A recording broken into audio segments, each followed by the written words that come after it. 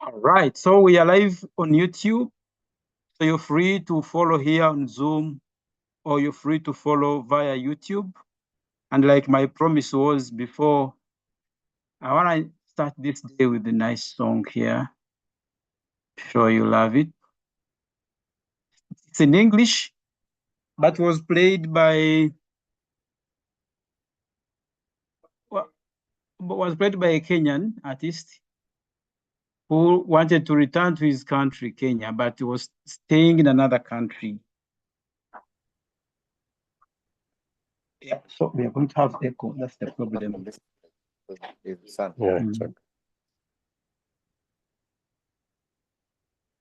All right, guys, thank you so much, Charles. Well done for the job done. Over time,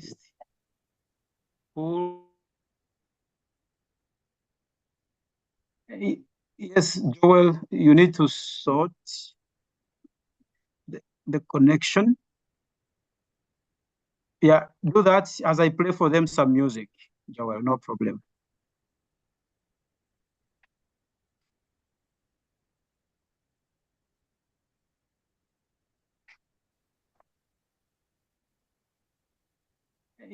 Yes, Joel, you need to sort the connection.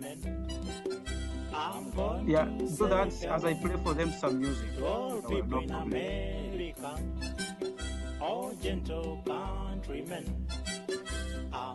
okay, so my home in Africa.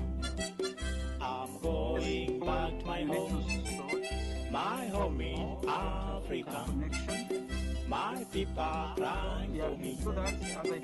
So let me go back home. So let me go back home. okay, so okay, so Joel, I've stopped the music. There you go. security is all over the world.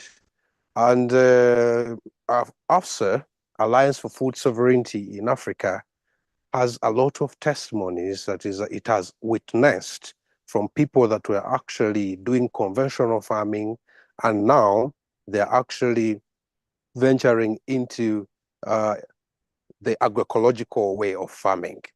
So we are here to give you different stories of people that have been part of the Healthy Soul, Healthy Food project. Lately, we took you through Rusid, and that is in Uganda. Today, we're going to move with you around in Kenya, and that's Western Kenya at Biogardening Innovations. Please keep with us. Thank you.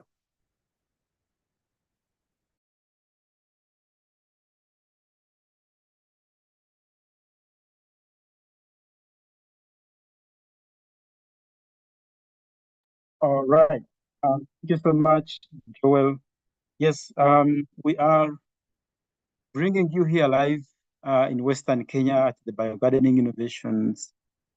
We'll be taking you through a number of agroecological innovations, farming practices that are in harmony with nature, where you produce food without destroying the environment, and yet it is nutritious food. I'll tell you a little more about AFSA. AFSA is a broad-based social movement. It's an alliance, so it brings together members from 50 African countries, and it's the largest group in Africa with more than 200 people within this alliance. So our focus is food sovereignty, and why we exist as AFSA is to create a single loud voice on issues that matter for our continent, issues that have affected our food system, mainly due to green revolution agenda, issues due to climate change, cultural erosion, the corporate control of our food system, but also a number of pandemics, COVID-19 and others, and conflicts, political conflicts. Yeah. Okay, so that's all about AFSA, and I want to hand you over now to Joel to continue with what he has for us. Over to you, Joel.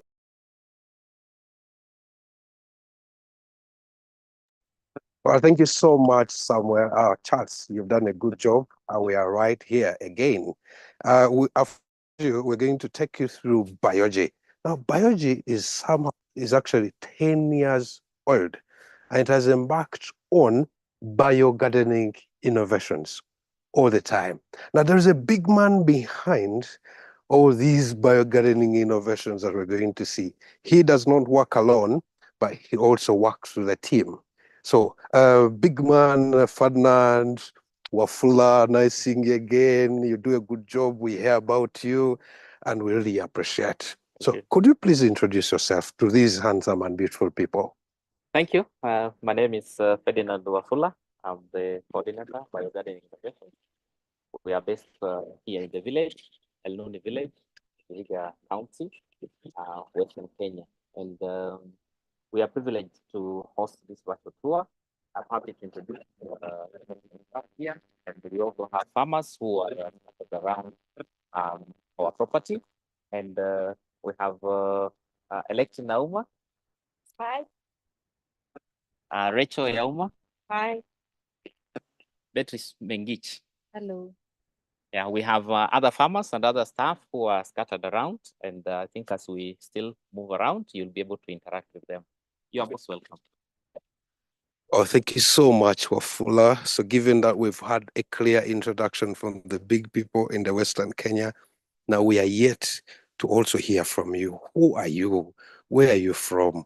Which country are you based that you're watching us from? And then after that, we shall take you through the farm.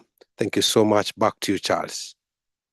Thank you so much, Joel. Just to let you know that in the house, we have people from Cote d'Ivoire.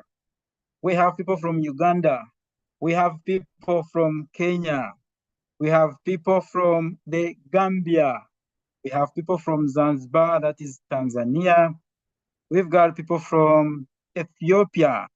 Yeah, people speaking Amharic. Yeah, people enjoying that nice food in Ethiopia. So we have so many people actually from Kenya, but there's also someone from Eswatini.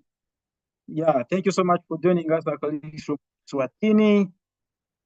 We have Kenyans are dominating, to be honest, and Ugandans, but we have also representatives from the Democratic Republic of Congo. We have, again, someone from Cote d'Ivoire, from Zimbabwe. There is a representative from Zimbabwe here with us on the call. Zimbabwe is a very vibrant country, by the way. As I was there the other month, there's a lot of nice things happening in Zimbabwe. We've got someone again from Tanzania, from our Mother Healthy Food Center in Morogoro. So people from Sustainable Agriculture Tanzania are with us here. We have our colleagues from Cameroon. Thank you so much from Cameroon. But we also have our brothers from Burundi.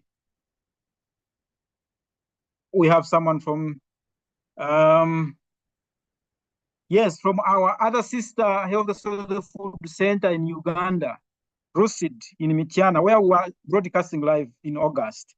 Nigeria is also here. Togo is here. Senegal is here. By the way, AFSA has got an office in Senegal. Uruguay is here. Burundi is here. India is here. So that's where we are. Those are the countries where we have people joining in. Joel, and take it over from me. Thank you.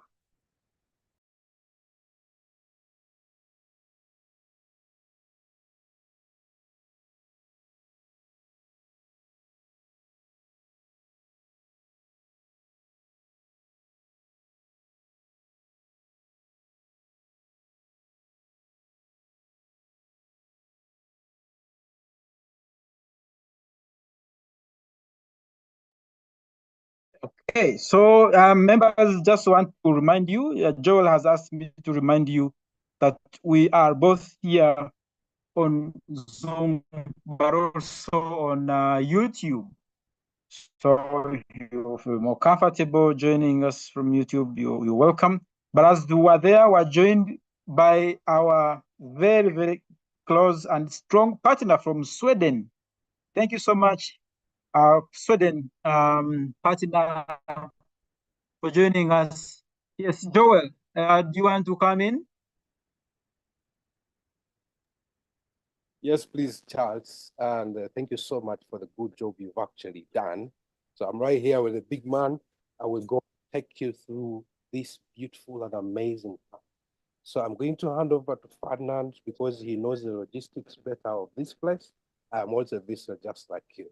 So Ferdinand, please take us through. So thank you, everybody. Thank you again for this virtual tour.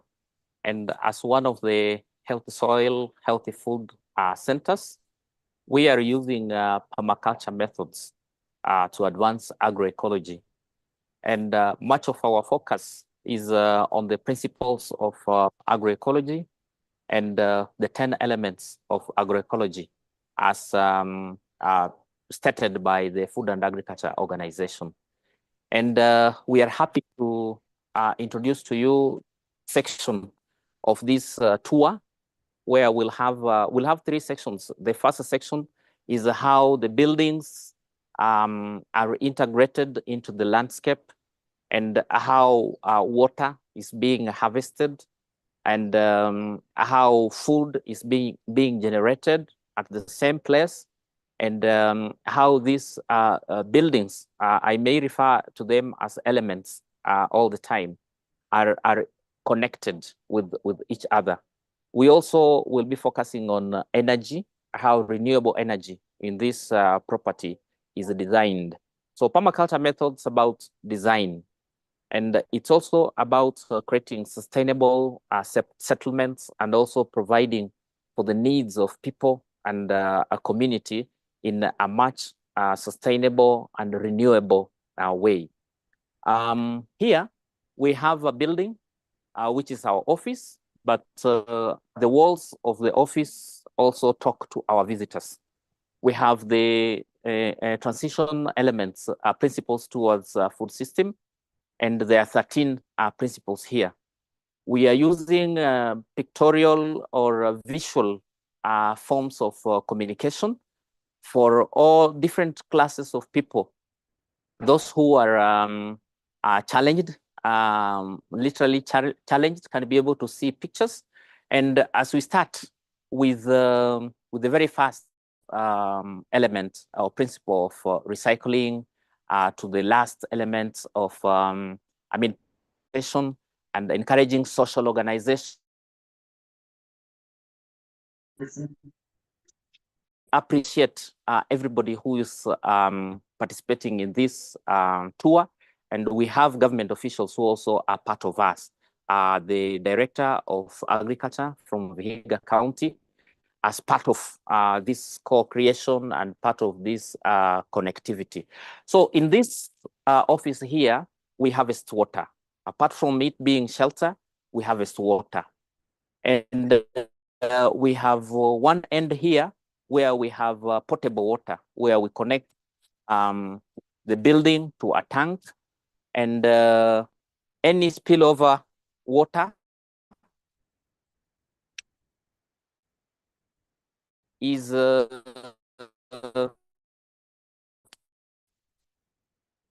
collected in this small cycle here, where we have in each section we have a diversity. We have a diversity that we produce.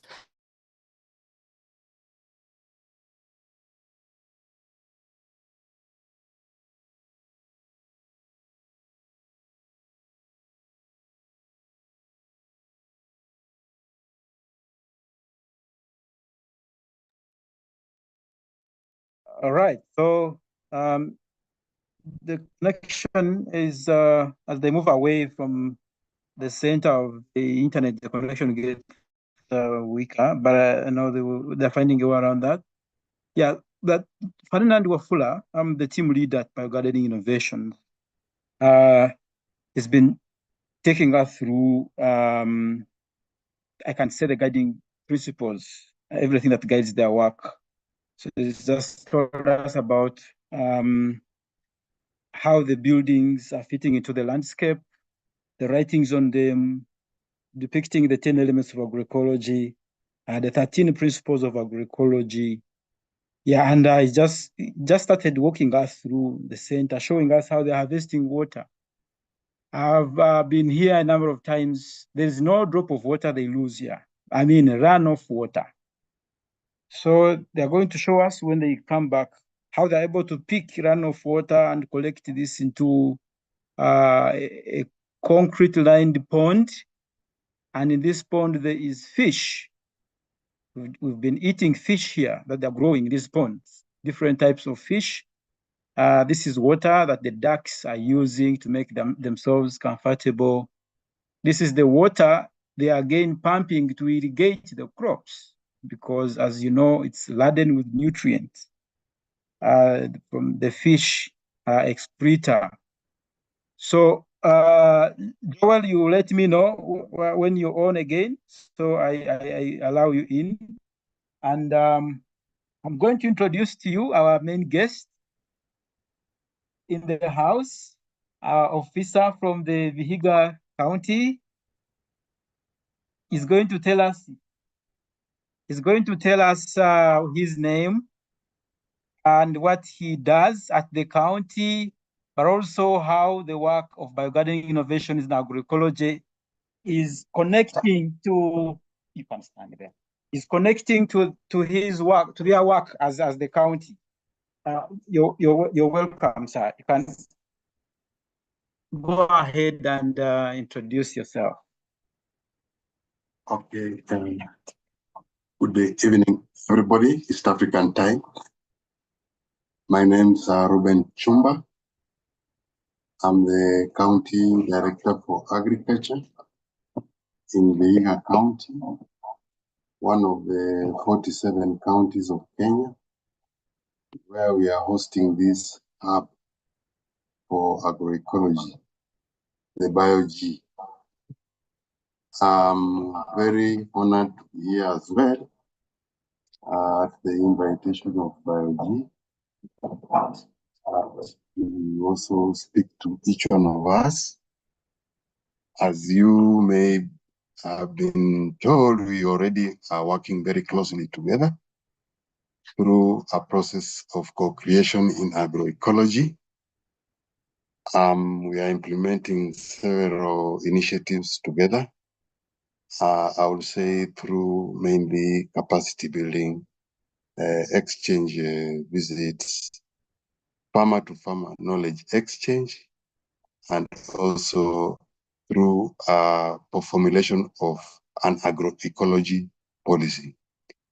Yeah, in the area of policy formulation, we have worked with BIOG from the beginning hand in hand towards formulation of the second agroecology policy in Kenya after one of the counties called Murang'a. We are up and about to launch our policy on agroecology in about 2-3 weeks' time. And we have worked out this policy through stakeholder engagement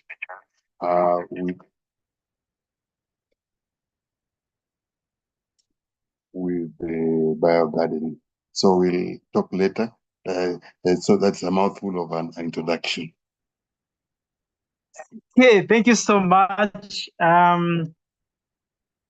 Joel, you said now? Yes. Okay, so Joel, you can take it over. For me, we have had a very nice introduction from our government official. Yes, go ahead, Joel. So much, Director of the County. We're so glad to have you here all round. This shows the passion that the county has for agroecology. It is not easy to have a big man to come and look as an option to be online. But we really value that love that you have for BIOGI. Right now, I would like to ask, having these deep holes, Ferdinand, when people calling, when you know, are you finding about water harvesting? Joel, How about the children? Yeah, this is important because we harvest the water and we beautify our compound with food so that from sugarcane, grasses, tubers, and vegetables, we can harvest. We can just see the beauty in the crops that we plant, rather than just having flowers that have aesthetic value. We can have food, and because every home needs some aesthetic value, so we can see food, the aesthetic value, the beauty in the green color here, which is also relaxing as you get into the office. And that is actually typical of permaculture systems where we integrate water and also a different crops diversity into the system. Right, we still have much more to show you. Just as we slope down, we'll come back, we'll go east and west. Just be at peace and watch us tour you through. Yes, Wafula, what's up here? Yeah, so we have another tutorial of the 10 elements of agroecology. Here we are showing the importance of living space for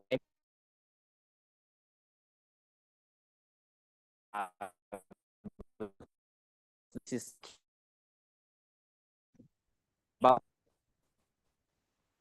ecosystem when we about and we also have one ecosystem. So we do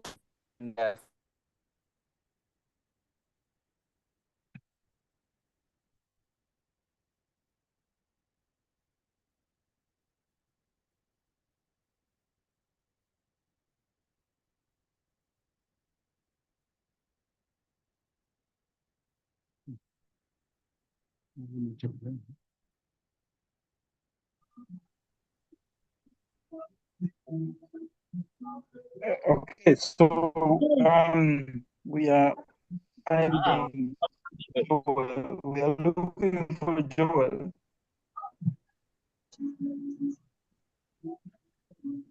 Yes, Joel, we are looking for you. So as we look for Joel, I want to encourage all of us to introduce ourselves, mention your name, your organization, and the country where you're based. And just to remind you that today we are broadcasting live from Elinuni village near Kumutalaba in Vihiga County in Kenya. That is Western Kenya, where we have a very interesting, a number of people who have unmuted themselves. Christabel, mute side Moishame.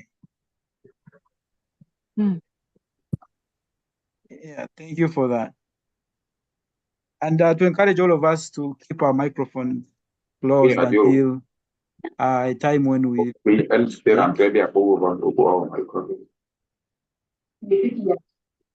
Now Kokovi has also come in. Kokovi, please.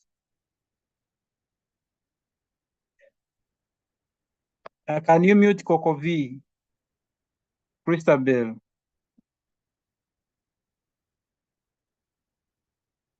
Okay, so let's try as much as we can to keep our microphone muted until when we want to speak.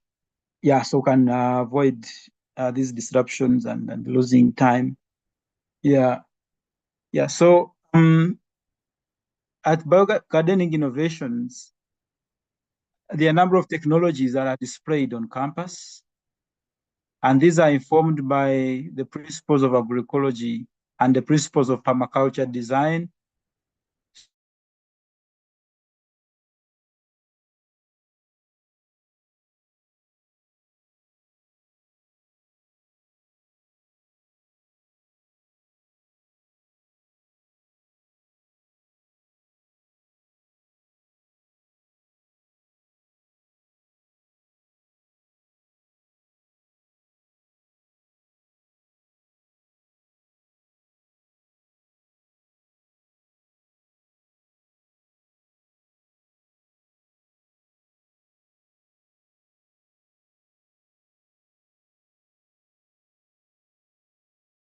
Oh, sorry, I think that was a small glitch here on the internet. Yeah, power cutoffs. Yeah, sometimes, disorganize the internet. Yeah, but we are here and we want to show you everything that there is at this center of excellence. So before I think I was cut off, I was telling you that this center was established based on principles of agroecology and permaculture design. So there are a number of agroecological innovations, technologies here, and farmers are allowed in. Farmers come here, there's accommodation, there's food for them, there is space for them to learn. So they learn, they're exposed to these technologies by the staff that you saw of the organization of BIOGI. So these farmers are commissioned as ambassadors to go back and share the knowledge with the fellow farmers in the community. So in the community, we have what we call eco sites or ecological sites. BIOGI has put up 10 ecological sites. We will not take cameras today to the eco sites because of the technology and the internet issues that you know. This is the spot we could find the best connection. Yeah, but I could share with you a link to our video. There's a video we made last year where we went to these eco sites and we were showing the technologies that farmers have learned from this center and are implementing in their communities. So that is one way we want to influence policy by promoting the scaling of practices on the ground, mobilizing farmers through their groups, building a farmer movement, farmers learning from their fellow farmers, the peer-to-peer learning, farmer-to-farmer learning, and that way getting more people adopt agroecological practices, produce good, safe, and nutritious food for themselves, but also produce more. Because you will see in one of the trial plots BIOGI has set up here, plots that were treated with agroecological soil enhancement materials, bio inputs, biofertilizer, bokashi, biostimulants, and the others are doing much better. I saw them myself yesterday, and the cameras will reach there. You will see in these trial plots that plants that have received biofertilizer are looking nice, have more leaves, have more pods, have bigger pods. And though we have not done the nutrition analysis, these are even more nutritious and more healthy. So it's really an amazing initiative.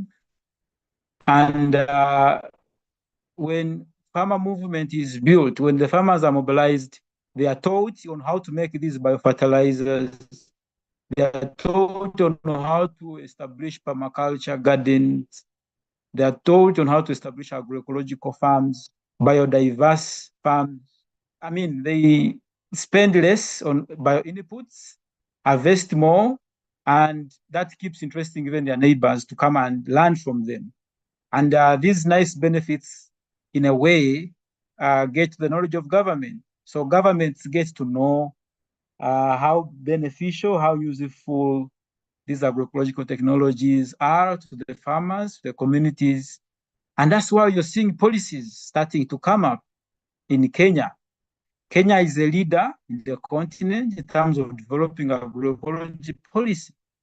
You've had the one.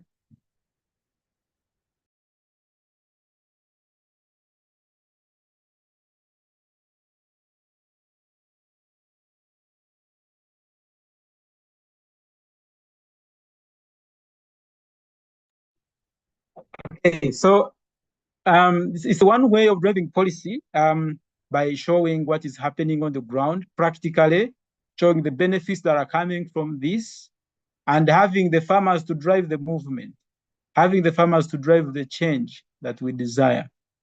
So because a lot is happening in Kenya, it's already getting into government strategy, government policy. In this very county where we are seated, Vihiga, as you heard from the government official, they have drafted an agroecology policy It's been subjected to public hearing, and he just told us, he spoke by himself, he told us that in a few weeks it's going to be launched. So Kenya is creating a way for Africa, and we have a number of countries here connected. I was reading one by one. I really believe, I'm not Kenyan, but I really believe there's a lot we need to learn from Kenya. That's my honest opinion. Kenya is paving a way for us, and it's the reason why we came here today, to show you practically what's happening on the ground, what NGOs are able to deliver, the support they are getting from government, the movement they are building on the grassroots, with the farmers, with the practitioners, with the local people. So all that, is to speed up the transition to agroecology. So as we give 1 or 2 minutes for the live camera, the live stream to come back on board, I want to ask 1 or 2 people who are on the call, who have any burning issues, anything you want to ask as at this point, anything you have been hearing and you've not had the chance to ask, or anything you're eager about today. Yeah, we'll have, of course, another chance for questions, comments later, but that will be to a very limited number of people, maybe 1 or 2. But now I can allow in a little more. So Lucien Imani, go ahead, unmute yourself and share with us what you want to share.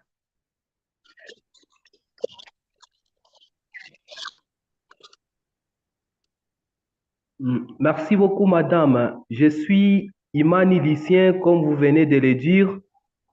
Je reste en République démocratique du Congo, précisément à Goma.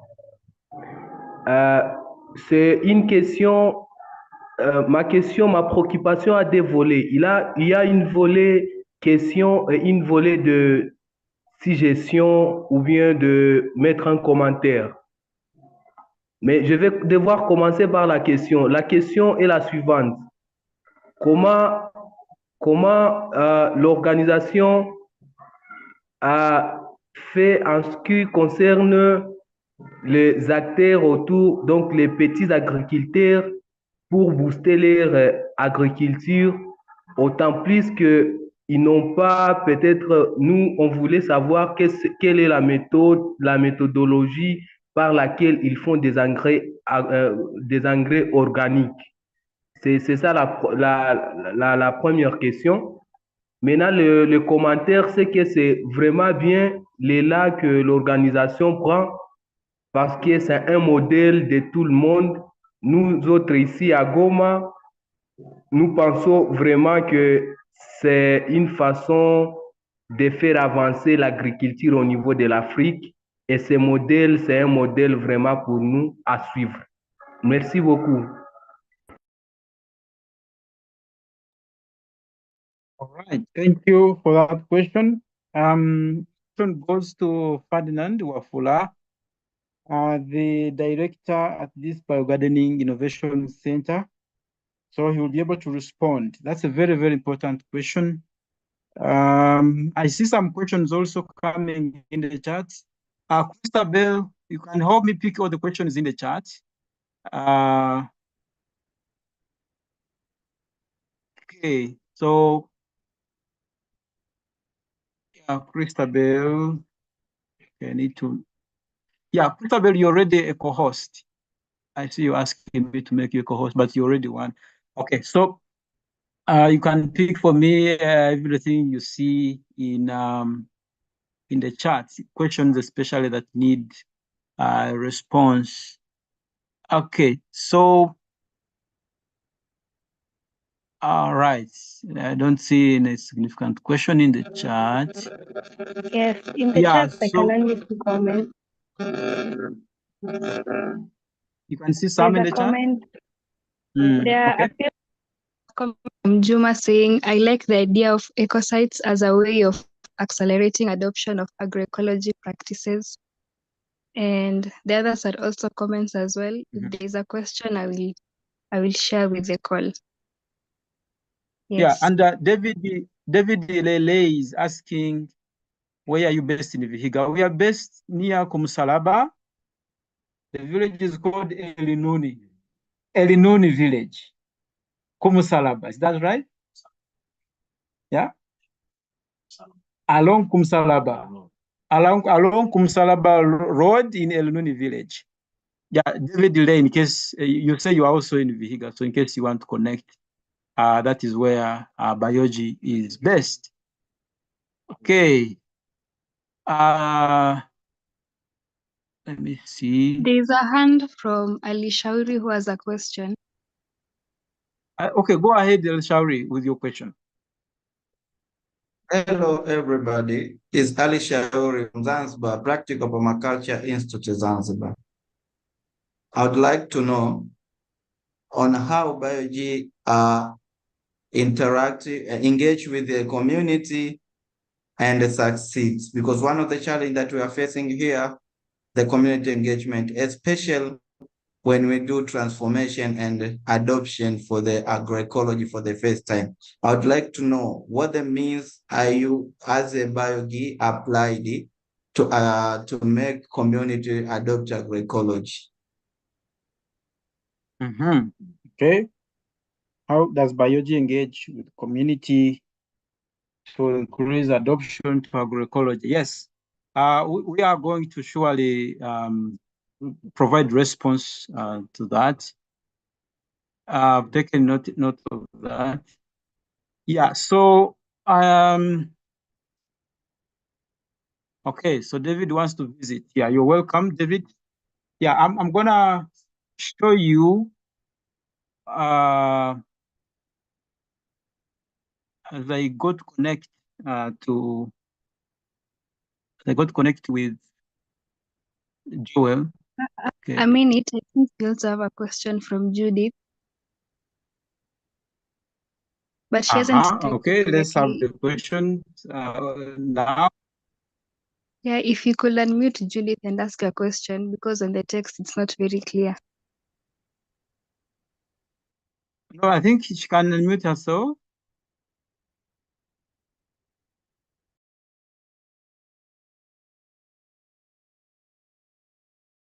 Yeah, sorry, who is that? Christabel? Her name is Judith Muricho. Judith Muricho. I think that's the livestock officer for the Kenyan government. Yeah, if you can unmute Judith, you're welcome. Okay, my name is Judith. Thank you for admitting me. I just wanted to ask on how you engage the communities. I think my question also didn't come out clearly.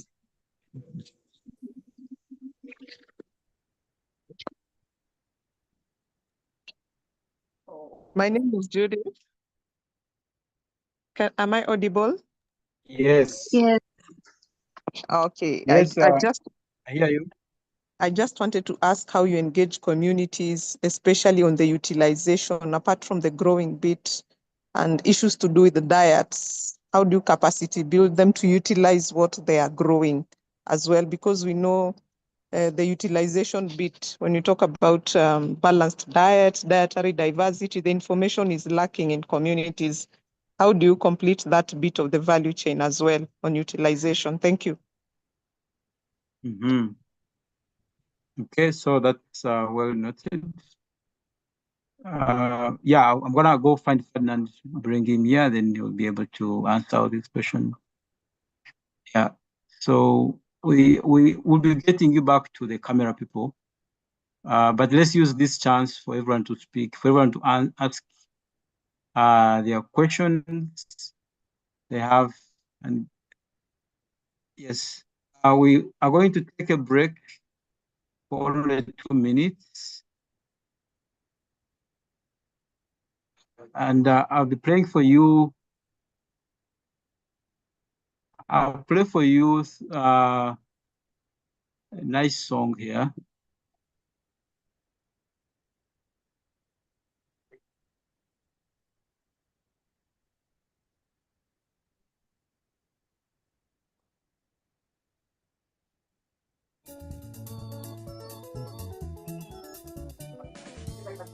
Vivu ni adui mkubwa kwa ujenzi wa taifa, kwani ndicho kiini hasa kisababisha chonja. Ewe ndugu yangu we, amka kumekucha, kamata jembe na panga, twende shamba. Hata wewe mwanangu, amka kumekucha, kwani hizi ndizo saa za kwenda shule. Hata wewe karani, amka kumekucha, kwani hizi ndizo saa za kwenda kazi. Vivu ni adui mkubwa wa ujenzi wa taifa, kwani ndicho kiini hasa kisababisha chonja. Ewe ndugu yangu we, amka kumekucha, kamata jembe na panga, twende shamba.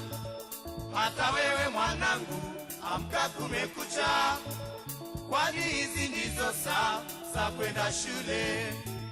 Hata wewe karani, amka kumekucha, kwani hizi ndizo saa za kwenda kazi.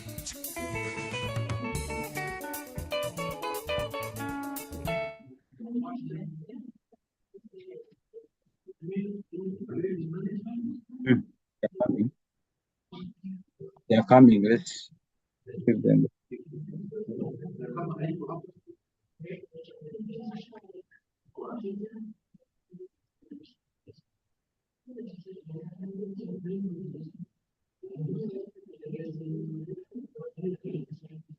Twende shamba.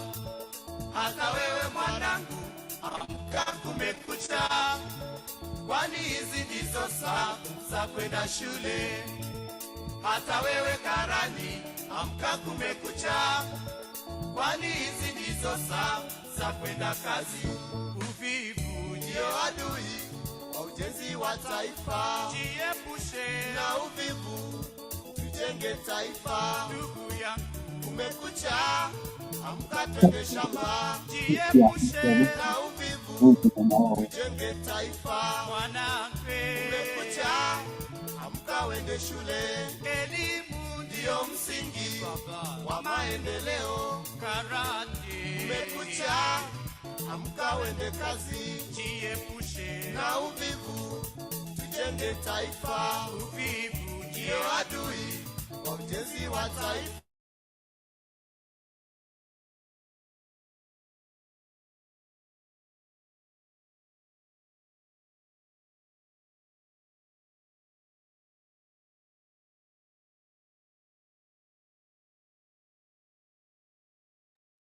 Sorry, I was talking without muting myself.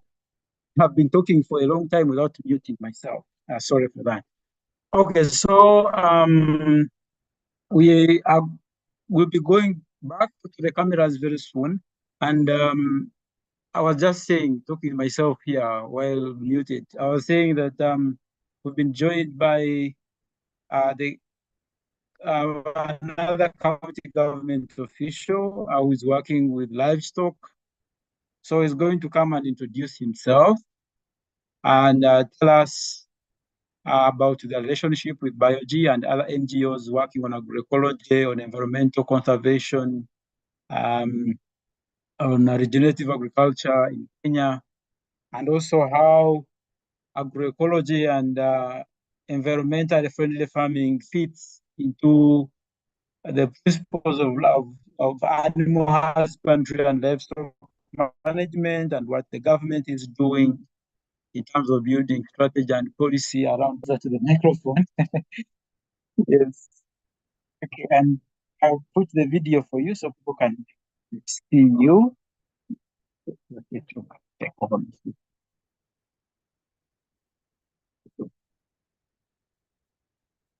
So good afternoon. My name is Lunga Joseph. I'm a livestock production officer in this great county, Vihiga, in Kenya. I'm glad to be a part of this wonderful showcasing of what BIOGI, one of our great partners, is doing in the field of agroecology and permaculture. I've also been a part of the technical working group that has been tasked with coming up with the bigger county ecology policy. I was part of the secretariat. And like my colleague Chumba said, we are just nearing the launch of our agroecology policy. I've also even listened to some questions as participants have been putting across. I know they were directed to BIOGI, but I believe we also can say something, concerns about how the community gets engaged and the people indicating that it's been so hard for them like to engage the community. What needs to be understood is like Vihiga County, most of our farmers actually by default are practicing agroecology. We are one of the counties which people haven't gone into the issues of so much like pesticide use and all that. Our farming system are like traditional, was organic.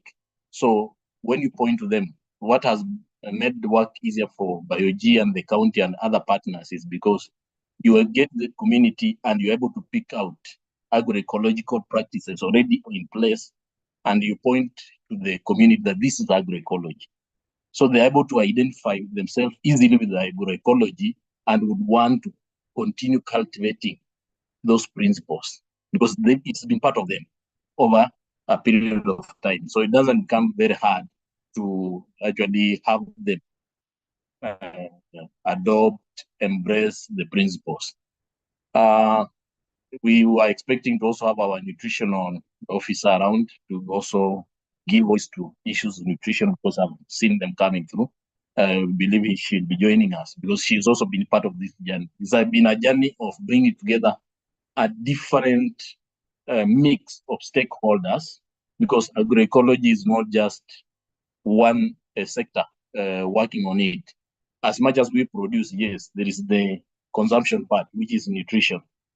So farmers need also to understand that. And when you look even in our policy, we would want to champion and make it a tradition that we can host food festivals. And I know my senior here will be talking to that because he just recently will speak to chair the committee that is tasked for the first time to organize. We've been having cultural festivals, but they've lacked the element of food. Now, for the first time, we want to bring in the food element to complement the agroecology that we are talking about, the diverse foods, diverse diets, so all that. So, and you can only go further with adoption and with what do we say, consumption, the issues of nutrition, if you start showcasing. So farmers come, you can showcase what are the various agroecological foods produced, what are the dietary implications, how can you prepare them, because also the challenge is why people don't consume the agroecological products is also the preparation, how you can be able to make or cook, prepare the various recipes and various foods so that they can be appealing. So we'll be getting into that, and I believe as we move together, we're going to be sharing so much. So livestock also, we are looking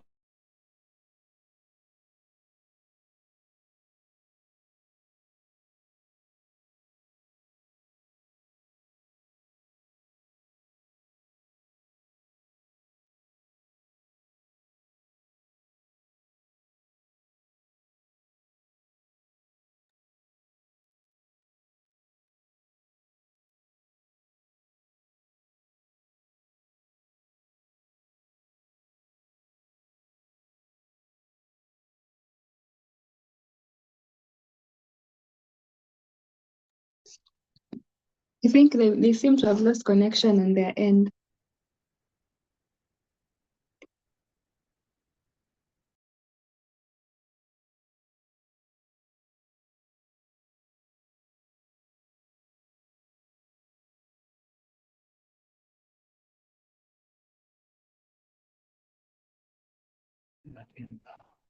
Yeah, sorry, we had a little connection problem there, but I was winding up by saying that livestock also needs to find its way in agroecology, and it already has its way or its place, because we are talking of issues of circularity of nutrients, and you see we have the crops being fed to the livestock giving us the droppings, the dung, which plow back into the farms, or we can also add value and make use of it on the crops and all that. And even when you do fish farming, the integrated fish farming, like you can have fish and poultry on top. So the poultry droppings fertilizing the ponds, all that is agroecology. And I believe every enterprise, crop enterprise, livestock enterprise, and fish enterprises have their place in agroecology. Thank you so much. All right. Thank you.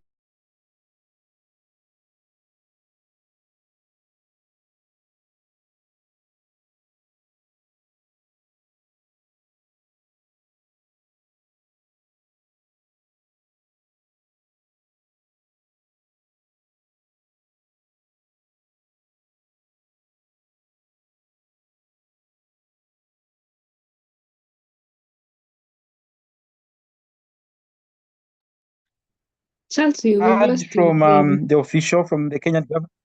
Am I on now, Christabel? Yes, now I can hear you.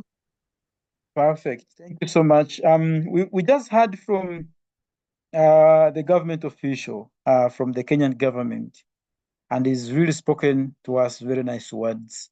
And I mean, that encourages us each and every other day. And we, as the healthy soil, healthy food community, work very closely with government. There's nothing we do, there's nothing we push without the hand of government.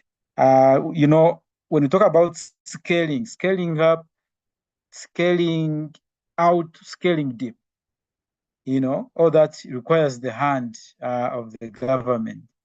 Yeah, so there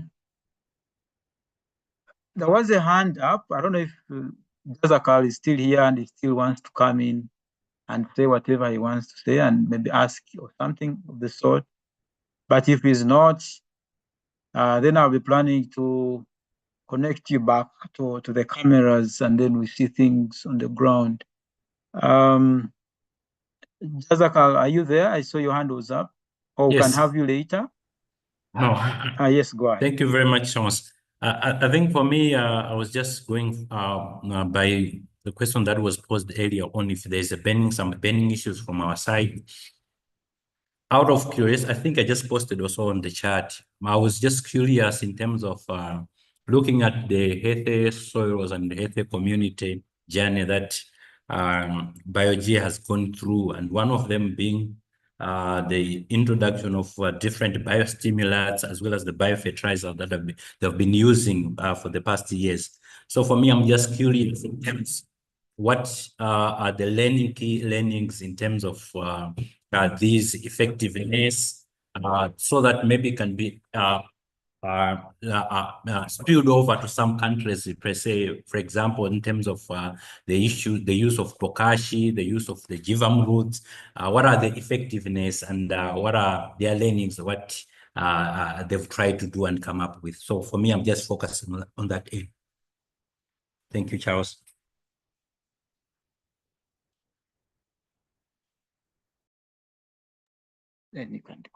Okay, thank you so much, Jazaka. I've taken note of this question and several other questions that were asked earlier, and we'll have a session of responding to this question. So we have other government officials that are with us here. I want to give them a chance to also introduce themselves. Government officials, there are others from Kenya, but also from other countries. So any government official on Zoom who has not introduced himself? Okay, maybe from Kenya. We had Judith, she asked a question and introduced herself. So do we have any from Tanzania, Rashid? Rashid, are you there? Hello, yes. Yes. Good evening. Charles. Good We evening, have Rashid. yes, I'm here, Charles.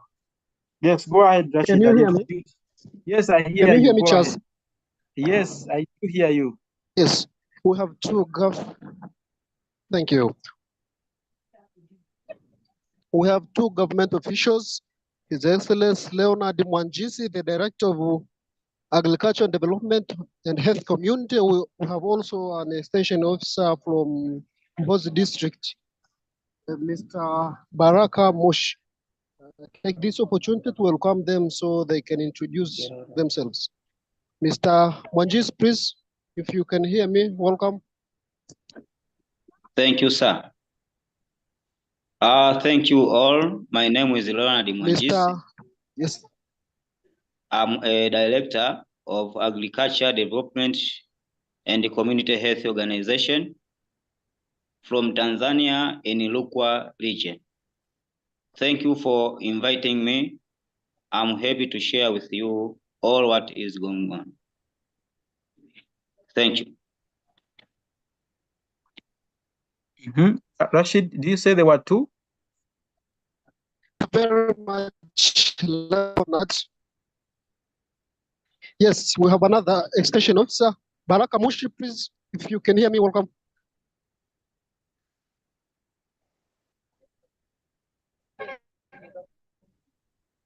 Hello, Baraka.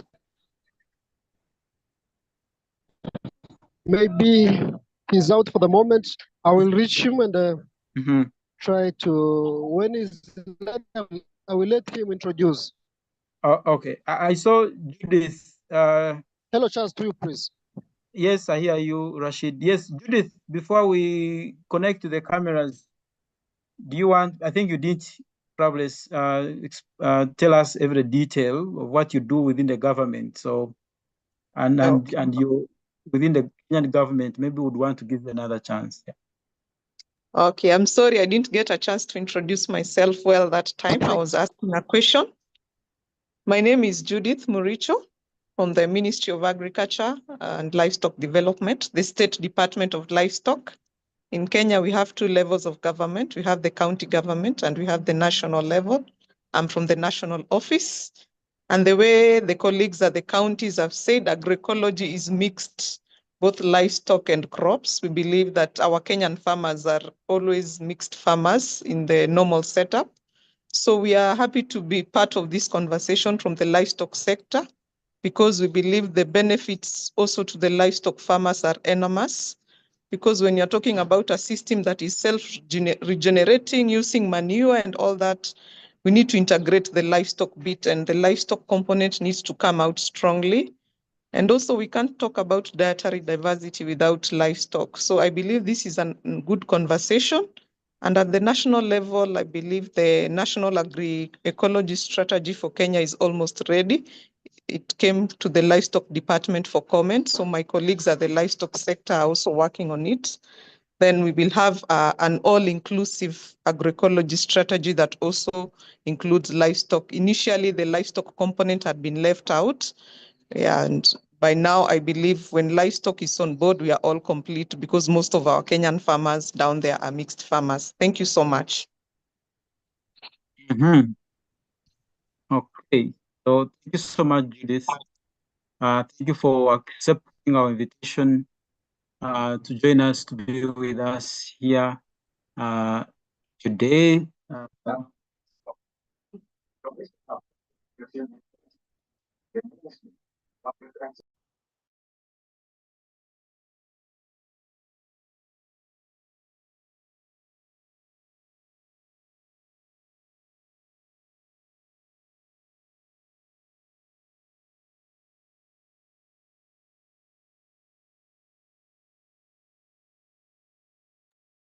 Charles, you've muted yourself. Yeah, there's something I'm trying to manage here.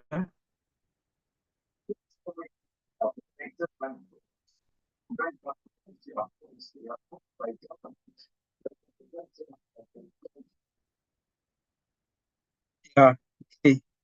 Yeah, I was trying to manage some technical glitch here. Yeah, so Yeah, we've heard from the officials from the government who are with us here, and we want to take you back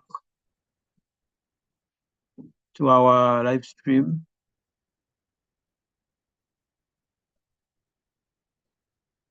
Yeah, just a second.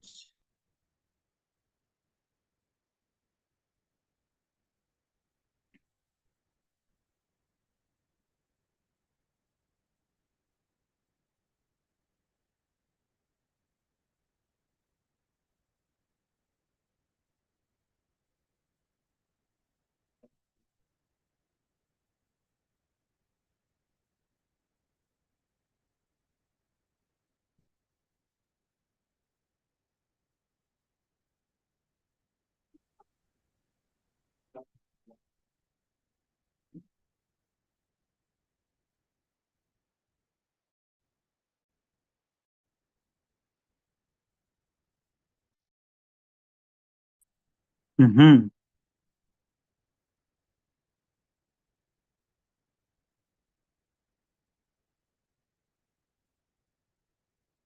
Yeah, we are getting you connected.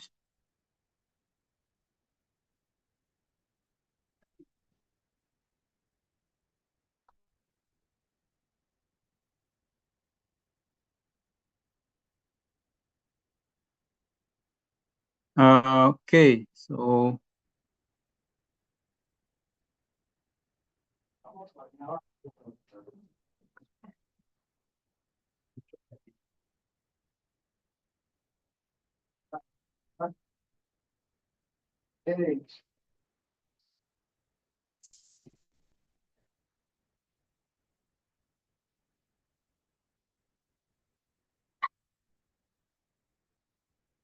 yeah, so let's get back. Let's get you back to the cameras. This next video for 2 minutes.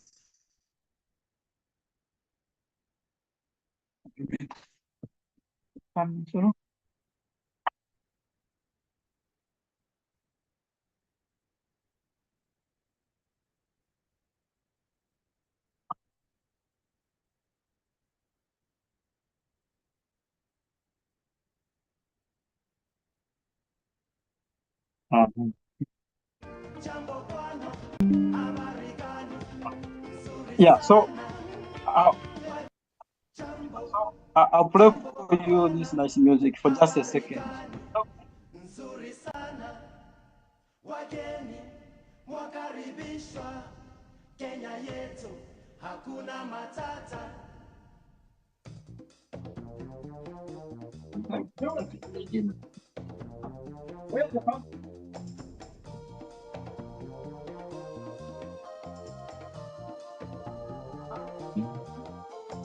Jambo, jambo bwana, habari gani? Nzuri sana, wageni mwakaribishwa, Kenya yetu hakuna matata. Ngiti jambo, jambo bwana, habari gani? Nzuri sana, wageni mwakaribishwa, Kenya yetu hakuna matata.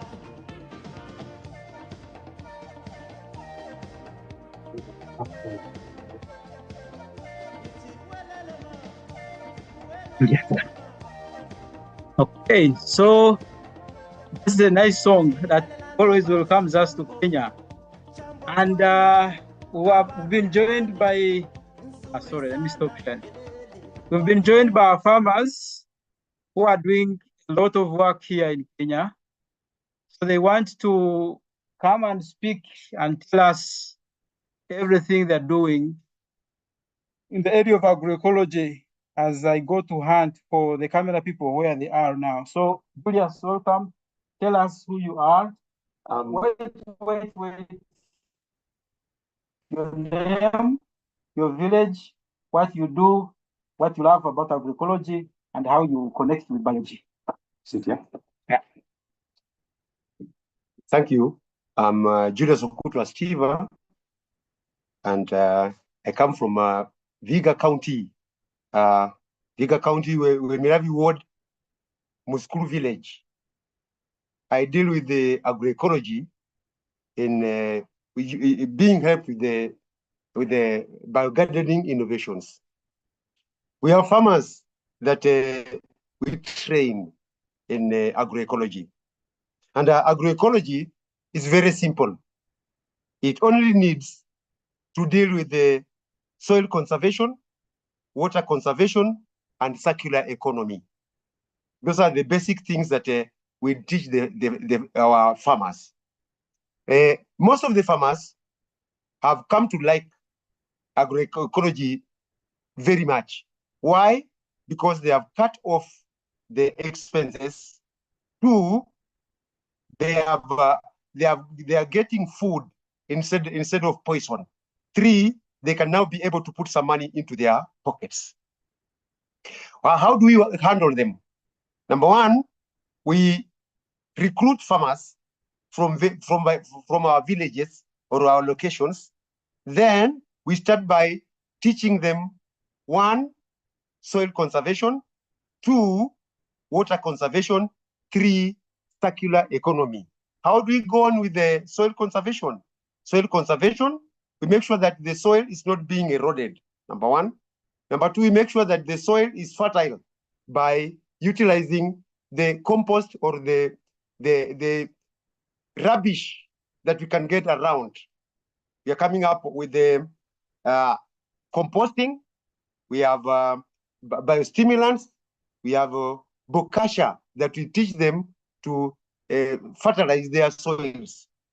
How do we deal with water? We make sure that all the water that drops on their soils is harvested, not only on the roofs, on the rooftops, but also in the soil by making swales and beds. It seems as if most of the farmers are coming to like and replace chemical and synthetic production to the agroecology. Most of the farmers have liked the processes that we are teaching them because, one, they are simple. Two, the materials that they get is available to them. Three, the material, after using them, they cut off the cost of production. In that, in every piece of plot, they have to plant more than 3 crops. They are supposed to integrate the soils with the organic matter.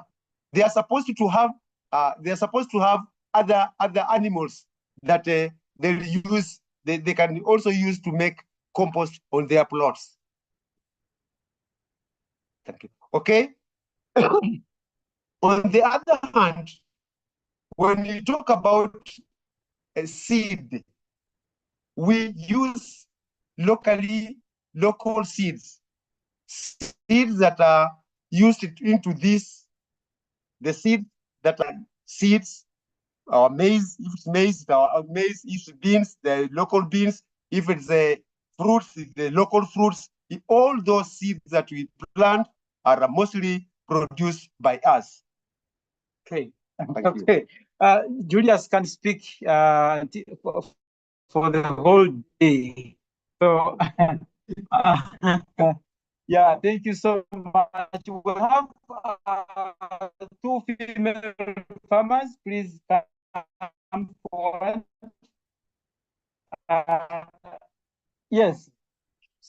Okay. Please come. All of you come, but one by one. Yes. So please be brief. Yes, and we'll have someone to interpret from. Yes. Yeah, you come close. Yes. Majina yangu ni Violet Nandwa. My name's Violet Nandwa. Kijiji ni Mwituti. From Mwituti village. Munda sublocation. Munda sublocation. Kakamega County. nikiwa mkulima wa healthy soil, healthy food. A farmer of health soil, health food. Kwa nini napenda kuwa mkulima wa kiasili? Ni kwa sababu ya kwamba Why do I love being an agroecology farmer?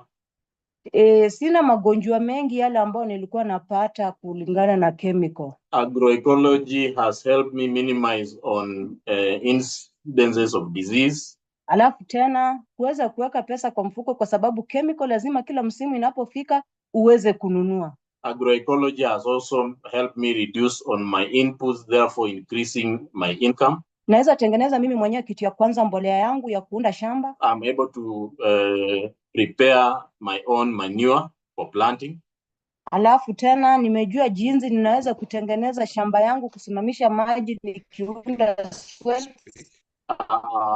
I've also learned how to control erosion and the surface runoff using swells. Ukiona hii mwili yangu unaweza fikiria iko na maradhi yote, ina magonjwa yote. When you look at my body, you can think I have health problems, but I'm very fine. Kwa sababu natumia chakula kiasili. I feed on natural food. Yes. Ukienda hivi sasa kwangu utapata mboga za kiasili zimejaa kila mahali. If you come to my place, find the local vegetables everywhere. Kwa hivyo mimi hivi sasa naweza kuhimiza wakulima wenzangu. Therefore, I would like to encourage my fellow farmers. Toke mahali ambapo tumepotelea mahali pa chemical, turudi kwa chakula kiasili. Let's move away from chemical use and move towards agroecology farming. Kwa sababu ukitumia kama hii chakula ya chemical hivi sasa, vile jua imewaka, utapata shamba mingi zimeweza kukauka, lakini ukienda sasa kwangu utapata kila Like kitu right na now, we are having a dry spell. Most farmers are struggling, but when you come to my place, you'll find everything is going on fine. So napongeza shirika letu la BIOGI kwa kiasili. Therefore, I would like to thank BIOGI for having capacitated me on issues. So ni hayo tu, nashukuru, asante. Thank you. Asante sana. Yes, let's have for another farmer. Joel, I see you're coming. Joel is coming, but let's give chance to the farmers. Then Joel will come back. My name is Stephen Simon, and I come from Kakamega County, County. I like agroecology because it has moved. I used to hate farming. Once I joined garden innovation, I was able to learn more about how to prepare my farm to be very fertile. And therefore, after joining Biogardening Innovations, I learned how to make swells. I also learned how to improve fertility of my farm, and therefore minimizing the use of chemicals and getting enough food and causing my family to have a balanced diet. And therefore, I find my farm is evergreen. And when I do not buy chemicals, but I use compost manure, biostimulant, bokashi, and even I make my biopesticides, which increase my yield in the farming. So I found agroecology to be very farming that is very friendly, which has made me have a lot of vegetables, local vegetables, even in the area of seeds, and even in the area of integrated. I plant so many things, and I've found that now everything I get from my farm, and even manure that I don't know whether, and even the manure I use in my farm, I make it locally with the raw material that is within. So I just thank the Biogardening Innovation to have come to train me and to have made me now to be sustainable in my living and sustainable in getting food and everything. And you see, without food, you cannot make it. With a good family, you need to have enough food. So I'm very secure in food and very secure in a balanced diet, and everything I get from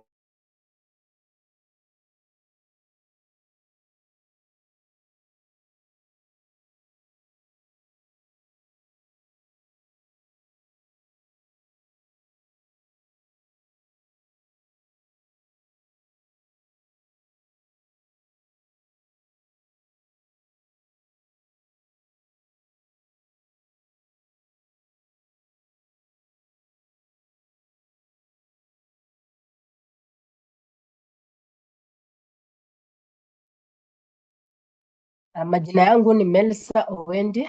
My name's Melissa Owendi. Mkulima kutoka kijiji cha Elkangu village. From Elkangu village. Mukundi sublocation. Mukundi sublocation. Kitu cha kwanza. First. Nafurahia kuwa mkulima wa BIOGI. I love being part of BIOGI.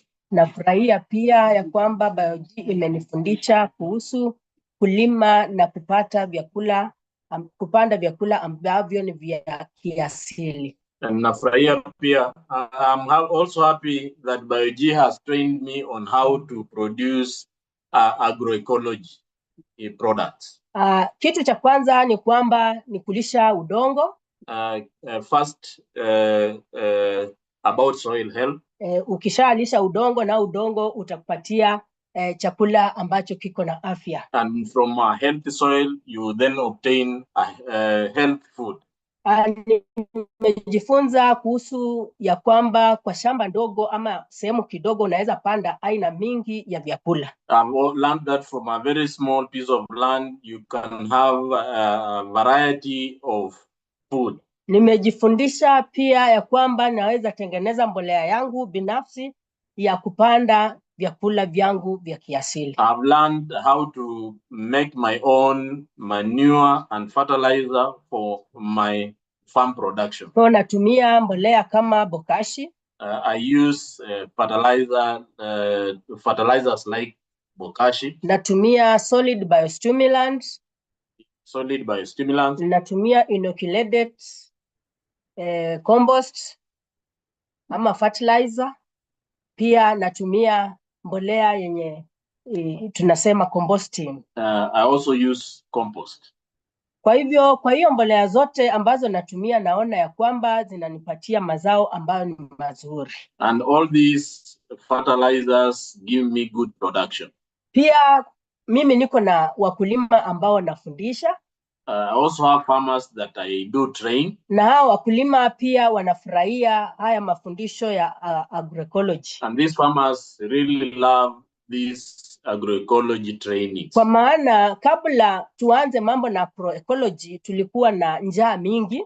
Because before getting into agroecology, we always have been fighting issues of hunger. Pia tulikuwa tunatumia pesa mingi kununua madawa ya kuweka kwa shamba. We also were spending so much on inputs. Lakini kwa sasa naona ya kwamba tunaweza tengeneza mbolea yetu binafsi but now we are able to make our own fertilizers. Pia tunaweka mbegu, tunahifadhi mbegu zetu wenyewe. We are also conserving our local seed.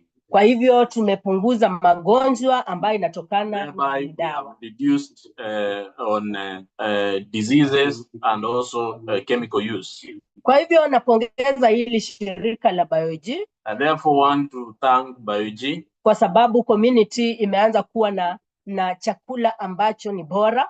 Because the community has started getting access to quality food. Pia tumeanza kupunguza magonjwa. We've also started reducing on issues of diseases. Na pia tuko na chakula cha kutosha. And we have sufficient food. Pesa sahi iko mfukoni. There is enough money in our pockets. Sababu tunapanda mboga. We are growing vegetables. Tunauza and selling within the community. Kwa hivyo watu wetu wamefaidika na mafundisho ya BIOGI. And people have benefited from activities of BIOGI. So nasema ya kwamba watu wengine ambao hawajajiunga na mafundisho ya agroecology. I want to encourage other farmers who have not adopted agroecology. Wajiunge haraka sana kwa sababu hapa ndio on board so fast. Kwa sababu hapa ndio tuko na uhai. Because here is where we have life. Ukilisha mchanga nao mchanga utakupatia chakula chenye afya. Feed the soil and then the soil gives you healthy food. Thank you. Asante. Asante sana mama. Asante kwa kuja. Asante kwa kuongea vizuri. Thank you. Ni mfundisho wa Kiswahili? I'm a student of Kiswahili. Ni mwanafunzi wa Kiswahili. Yes. So before I let the farmers go back, I'd like to know from the audience in a minute if anyone has a question for any of these farmers. They would want to go back and catch up with so many other things they have. But I want to give you a chance in case anyone wants to ask them. You raise up your hand if in any case there's anyone. And no problem if you don't have any questions for them. Yes, I don't see a hand. Do you see any hand, Christabel? I cannot see any hand on my end as well. Okay, so there's no any question for. Yeah, there's no any question for the. Raised their hand right now.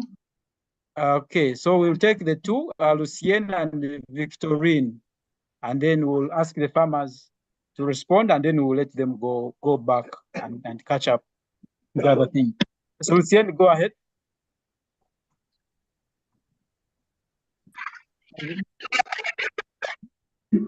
Merci beaucoup. Je vais justement poser la question de savoir comment BIOGI accompagne les grands agriculteurs avec des grandes exploitations parce que nous allons comprendre de l'agroécologie, le volet agriculture. Est-ce que c'est les agriculteurs des petites exploitations que BIOGI accompagne ou bien il a un exemple de grandes exploitations qui l'accompagnent? Et si oui, c'est comment, quels sont les facteurs, les mécanismes ou bien les politiques qui sont mises en marche pour en faire produire des alimentations saines au sein des grandes exploitations en suivant les normes agroécologiques. Merci beaucoup.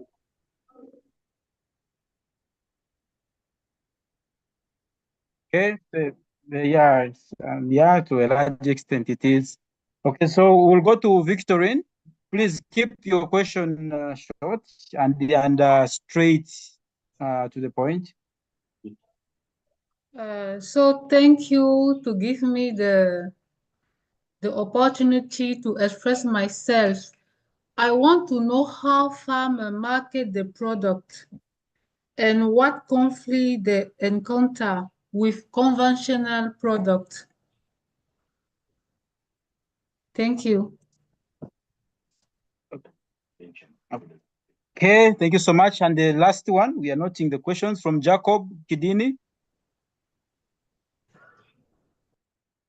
Thank you very much. Yeah, I'm glad and pleasure to be here. So first, I want to appreciate what the farmers are doing with BIOGI in Vihiga County. So I studied organic agriculture back in college. So so I would like to understand because I also say it's good to learn from the senior or people who have been doing this for quite some time or the elder. So I've been in this field for 3 years and I'm currently working on an organic farm and I'm working with the Maasai community. So I would like to know how the farmers who are doing a great job over there in Vihiga, how they are preserving their seeds because I understand there are some methods just storing them in a plastic or glass jar. So I would like to learn how they save and also store their seeds. Thank you.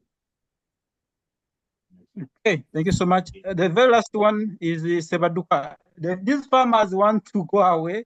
So yeah, let's please have Sebaduka as the very, very last one. Go ahead, Mr. Elisha. Hello, everybody. It's Alicia here. I have a question I want to ask you. Oh, please, Elisha. My question is one. When they look at, for example, bokashi, when those farmers look at bokashi, on which particular crop is it best used, and then they get the good results? If they can look at the crops and then they say crop one can perform very well with the bokashi. Okay, so thank you so much for those questions. I'm going to invite all the farmers to come and sit here. I have one and question, respond. please. I have one question. I have one question, please. Please, I'm sorry. I'm sorry. We have so much to do. Just Sorry, one sorry. question. Sorry. Just one question. Oh my. Just one question. Okay. Okay. I would is Ali Shauri from Zanzibar. I would like to know, do they are using public market or they have a specific agroecology market? All right. Questions around markets. Okay, so you're going to sit with them here because of language. Because of yes. And they will respond by themselves. So I've had a number of questions. Yes, especially on the support from BIOGI. Yeah. Thank you for that question. It's a good one. Biogardening innovation is our bridge to agroecology. We get trainings, we get seminars, we get all arrangements for our agroecology teaching, because we are teachers that teach some farmers. So we use biogardening innovation supports us in our teachings. Biogardening innovation gives us other movements, let me say, tours to see farmer to farmer visits. Okay. Yeah, and the issue of markets. Number one, in Vihiga, we are growing. We are still growing. We have markets, local markets around this area, and the other big markets are soon coming. Maybe I can also add something on that. The person who asked that question wanted to know, are we using the public markets or we have designated agroecology markets? Most of our farmers still rely on the public markets. But our agroecology policy is advocating for government setting places within the public market, designate places for agroecology products. So we believe once the policy is in place, then we have something that we can ride on to advocate and push the government to make available space designate for agroecology products. But currently, they are still using the public market. Okay. So there was another question on the seed. Yeah, preservation and conservation, utilization, sharing. Mambo na mbegu. On issues seed. Mbegu zetu tunahifadhi wenyewe. We preserve the seed by ourselves. Na tunaweka kwa chupa mizuri. We store them in glass bottles. Alafu tunaiweka vizuri mahali penye hakuna unyevu. And keep them well in a place that is dry. Mvua haiwezi nyeshea. Without moisture. So hapo ndio tunahifadhi mbegu zetu tukingojea msimu wa panzi. That is how we preserve our seed and wait for planting. I think the other addition I can make on that is we also do periodic seed testing, seed viability testing, by taking samples every now and then, planting them and monitoring the germination percentages to know that the seeds that have been stored are still viable. When the viability goes down, then you know you have to phase it out and bring in something, another seed. Yeah, so there was another question on bokashi. Yeah. How do you make it? How do you apply it? Which crops and how does it perform? Which crop it performs? Yeah, but you can kind of do the whole thing. Yeah. Upande wa bokashi inafanya mzuri sana ukipandia maharagwe. Bokashi has shown excellent results on bean production. Na unapotengeneza bokashi ufuatilie saa zile umetengeneza bokashi kuichanganya mzuri. And while making bokashi, the mixing part should be well done. Siku za kwanza 3 mara 2 kwa siku. The first 3 days, twice a week. alafu hizi siku 11 mara moja kwa siku. And the following 11 days, you ensure there is a mixing of the ingredients once a day. Bora ufuatilie maadili mzuri. It's essential you follow the instructions as required. Baada ya kupanda maharagwe, baada ya wiki 2 una spray, tena baada ya wiki 2 una spray, ikishaanza flowering unaachana nayo. When you use it on beans, you apply it every fortnight, twice. So after 2 weeks, you apply. After the second 2 weeks, you apply it. And when the beans come into flower, you stop. Hapo inakutolea mazao mzuri. If you observe that, then the bean harvest will be excellent. Thank you. So I think anybody else? The farmers? You have anything to say? Una kitu ya kusema? Wamemaliza maswali. Ya mwisho. Marketing was talking on this. Market with challenges, yeah.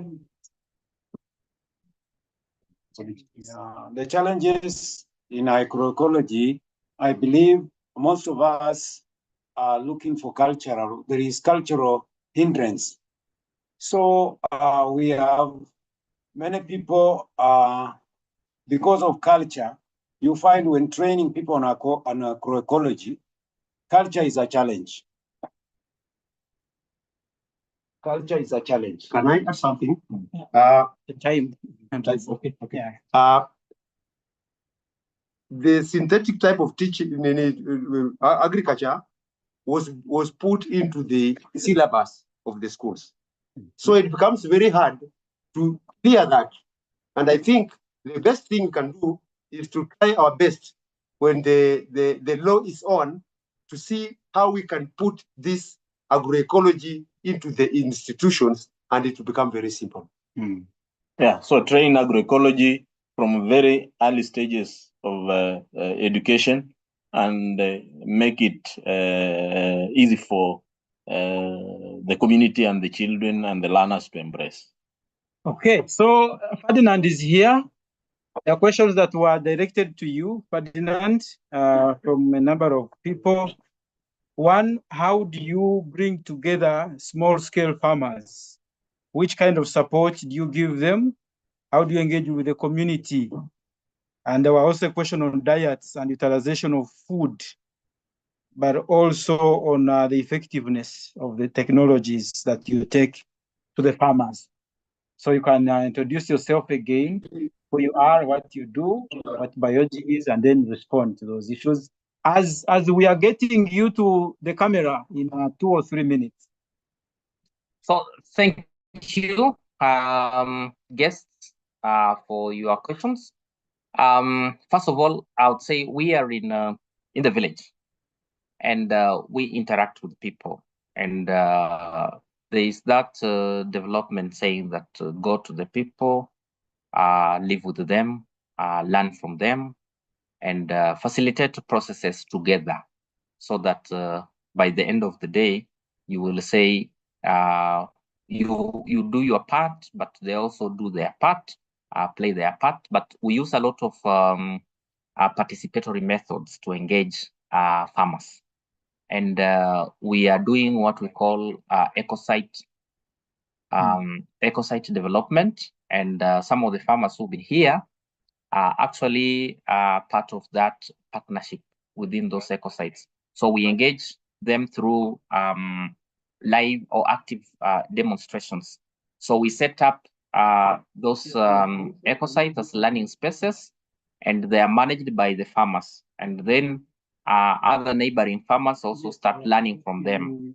That becomes a mobilizing space for the learning. And the biofertilizers are very effective because we have taken some of the samples like bokashi, like the liquid biostimulants. We have taken them to the national laboratories, and they are found to be very effective. And I think as we move forward, this with the agroecology strategy at the national level, there are also standards being developed by the Kenya Plant Inspectorate Services to do also regulation for enterprises associated with the biofertilizers. So this is emerging space. And for the diets, this is changing because in Western Kenya and better part of Africa, people are used to 1 or 2 crops, maybe maize and beans.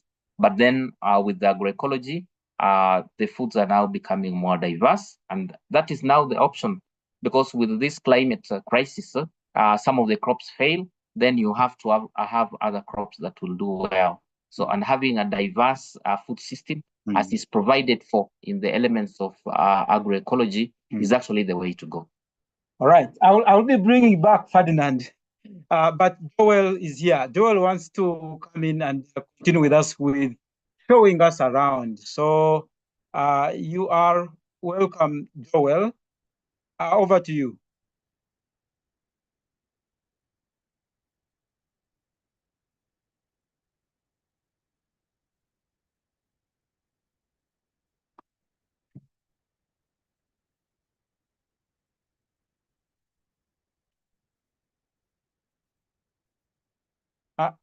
Joel, I see your pictures. We have cassava, we have taro, we have pineapple, we have chaya, we have cassava.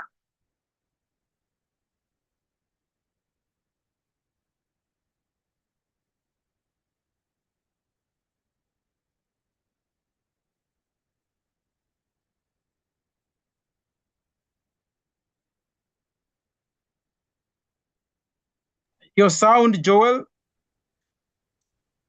Yes, it's working. So you will show us later? Yes, yes. Yeah. And then, so we have a place for nature. This is a place we've reserved for nature. So we have some hives here. And we have also trees here for timber, for fuel wood. Also have integrated the different layers of trees, of herbs, shrubs, and the climbers. Yeah, so that we have a food forest. Is there honey? Are there? So we have some new hives here, and they're yet to be colonized, but all the layers are functioning, because you can see here we now having the canopy layer. We're having the trees here, and then we also have the bananas integrated here. So we don't do any fertilization here. It's just natural regeneration. Small piece of land, but it looks quite. How big is it? So this area here is about 5 meters by 50 meters, but it's so dense with biology. This is where we get our solid native microbes to be able to prepare our native microbes, our probiotics and prebiotics.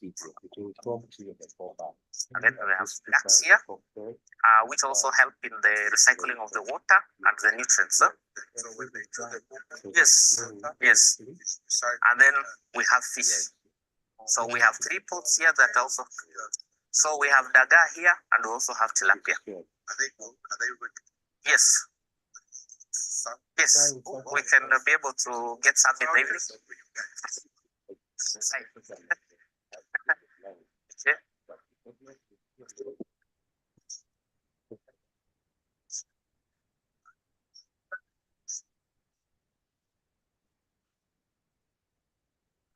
Down and study this thing. Yes, this is permaculture. This is what you do in permaculture. You actually do permaculture design course, and then you start experimenting. You know, you try out things, and it gives also feedback, so that where it doesn't work, you still try again. Yeah. So this is rainwater harvesting, and we have our tilapia here. Yeah. So they feed on the green vegetation around here. We plant them. We don't have weeds here. So that's why we recycle everything. Yeah. So even our buildings here, this is a new building where we want to do a greenhouse, and flowers and the herbs will be here. So all around here, the water is also harvested here and is connected to the fish pond, so that there's nothing being wasted. And all the water here, this is just rainwater, can also be used to water our tree nurseries around here. Thank you. So this is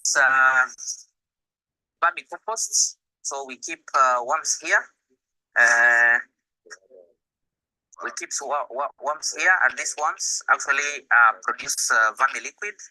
So this vermiliquid comes here, and then we also use the vermiliquid as biofertilizer. So these are some of the elements that when we mimic nature, nature also helps you. And then some of these earthworms are also feed for the fish. So we can be able to feed the fish.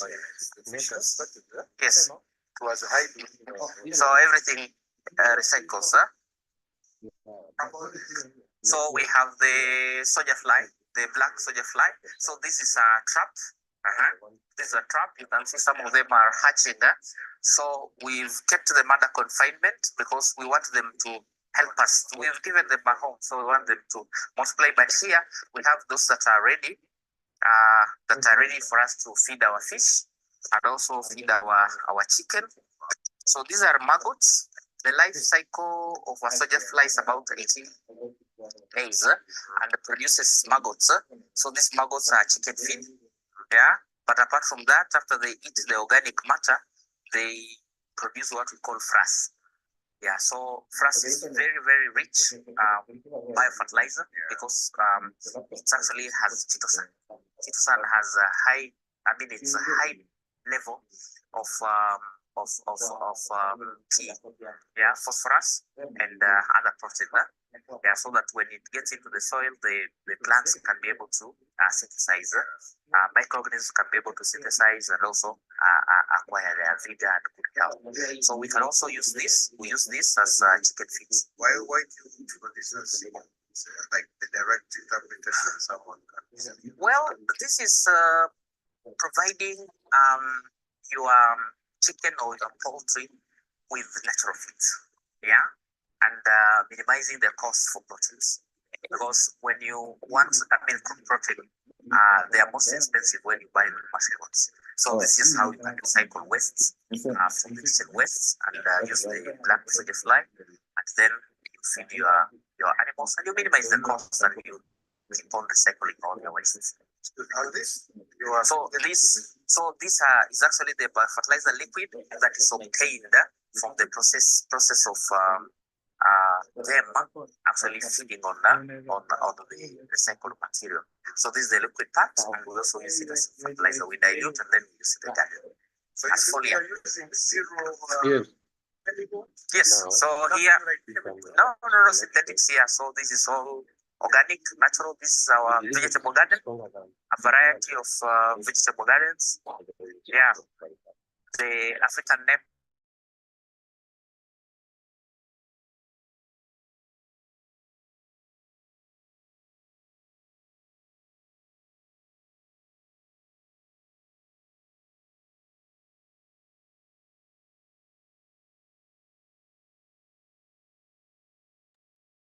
Yeah. Joel, are you still there? You may need to check on the sound, Joel.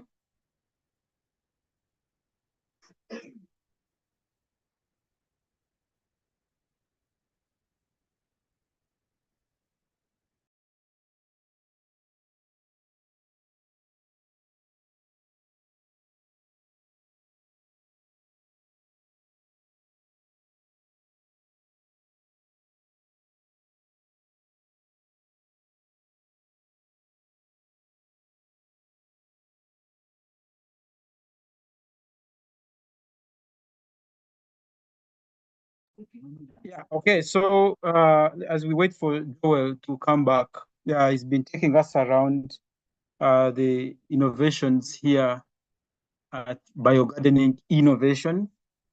So the fish and how it interacts with the crops and the birds You've seen quite a number of herbs, so many shrubs, trees. You've seen the vermiculture unit, vermiculture and vermicomposting, the manure coming from that, the vermiliquid also coming from that. But also you've seen the place where the black soldier fly are raised. Black soldier fly for making frass. Frass, which is a very, very significant manure for improving the soil. But the same black soldier fly larvae are dried or even not, sometimes not dried, and fed to fish, they are fed to birds, they are fed to animals. So that's a very nice technology that is going on here. And all that, just like our farmer said, and just like Ferdinand said, is to promote circularity. Because if we have waste material, we can take it to the vermi box, and the earthworms will work on it to produce vermicompost for us, produce vermiliquid for us, which we can take to the crops. And then the crops will give us food, but the remains again you can take to the fish pond, you can give to the rabbits. So many rabbits here, there's so many goats, so many chickens, so many ducks. There are even goats. So the livestock are in a way interacting with crops, interacting with aquatic life, but also interacting with those small worms, the earthworms, interacting with the flies, the black soldier flies. So that's what we have been looking at. And for the fish, like I said earlier, you ask yourself, do we have a lake in BIOGI? There's no lake going through here. There's no river going through here. But it rains everywhere in Kenya. And I think whereas other people may leave the runoff to just go its way until it floods somewhere, BIOGI taps the runoff, collects this runoff in a pool, in a pond that has been prepared very nicely, to hold this runoff, and we have fish growing there. We have the ducks benefiting from this water. We have crops that are benefiting from this fertilized water. So all that is happening here. So I know you people will want to ask other questions, but at least for now, as we wait for Joel to come back, the questions that you posed to Ferdinand, he's been here and he has answered all of them very ably. The questions you posed to the farmers, they have also answered. And our farmers, you're free to leave, by the way. And I want to thank you so much. Yeah, thank you for finding the time to be with us today. Yes, and for speaking what you're doing. Yes, and for answering the questions very well. Is there any farmer who has anything very burning they want to say before you go? You are all fine, right? Okay. All right. Asante sana. The basic thing here is to put that into the syllabus. Okay. So yes, that. Okay, Julius is insisting that everything has to be put in the syllabus. The teaching curriculum, the teaching syllabus. So that is very important. So as we raise the young generation, Julius, a very prominent farmer here, is very concerned that we have to ensure that the primary school curriculum has agroecology as part of it. The secondary school, the high school, the university curriculum should have agroecology embedded. So young people, the youth, should get to know about these things early enough, before they are taken up by the industrial and the highly polluting way of growing food. Yes, so that's where we are at now. And I want to come back to you, the audience. Yes, okay. Okay. Just give me a second. Our interpreters are asking me to add another interpreter. Just give me a second. Okay. Okay, so yeah, we want to thank our interpreters. You've been very good. You've done a great job today. We're really very happy for you. Yes, so I've made Mawanda our other interpreter, and I would like to know if that is working well. Agatha, I hope it is. Yeah, all right. Okay. Oh, not yet. Okay, oh, okay. So do I remove you, Agatha? Then I put Mawanda, or I can have both of you there? Okay, let me try again. Okay. Mawanda Ashraf. Okay, I did. Oh, okay. Yeah, I think it should be able to work now. Okay, wonderful. Okay, thank you so much. So in case you joined us in the middle, you're welcome to tell us who you are, your name, the organization you're representing, and the country where you're connecting from. Yes, so we are looking for Joel. He will be coming back to take us. There's a lot. There's really a lot you can see here. So the cameras are finding the way, I think, to another good spot. Yeah, and we'll be able to continue with you. We will be going, yeah, until maybe the next hour. I don't know, maybe the next half hour, an hour. Yeah, but we really want to have a good coverage of the technologies that are here. So I want to bring in two people who have any burning issues, if in case you're there, or if they're government officials. I've not heard from Uganda. Yeah, I've not heard from the government officials from Uganda. We had the government officials from Tanzania introduce themselves. There was another who didn't speak. Yeah, so I don't see a hand. And there's one government official who wants to come in at this point in time from the Vihiga County government. Yes, so I'm going to give him a few minutes as we connect you to the next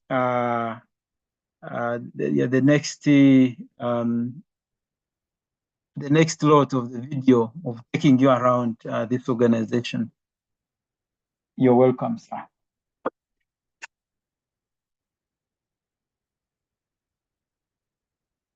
Thank you so much, the moderator. Once again, I'm Ruben Chumba from the County of Vihiga Department of Agriculture.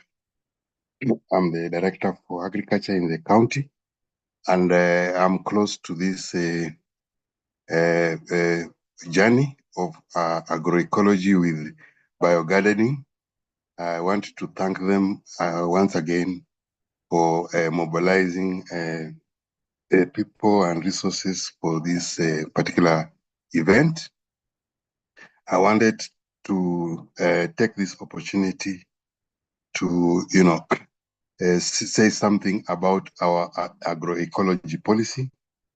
I heard it said from the farmers, from the previous speakers, that agroecology is about nature positive production of all these that we eat, and aspire to have a stable environment here and there. And then while doing the introductions, we were about to say how, as a county, we have come up with an agroecology policy. The policy in Vihiga County for agroecology is not just about crops and livestock. It's also about fish products.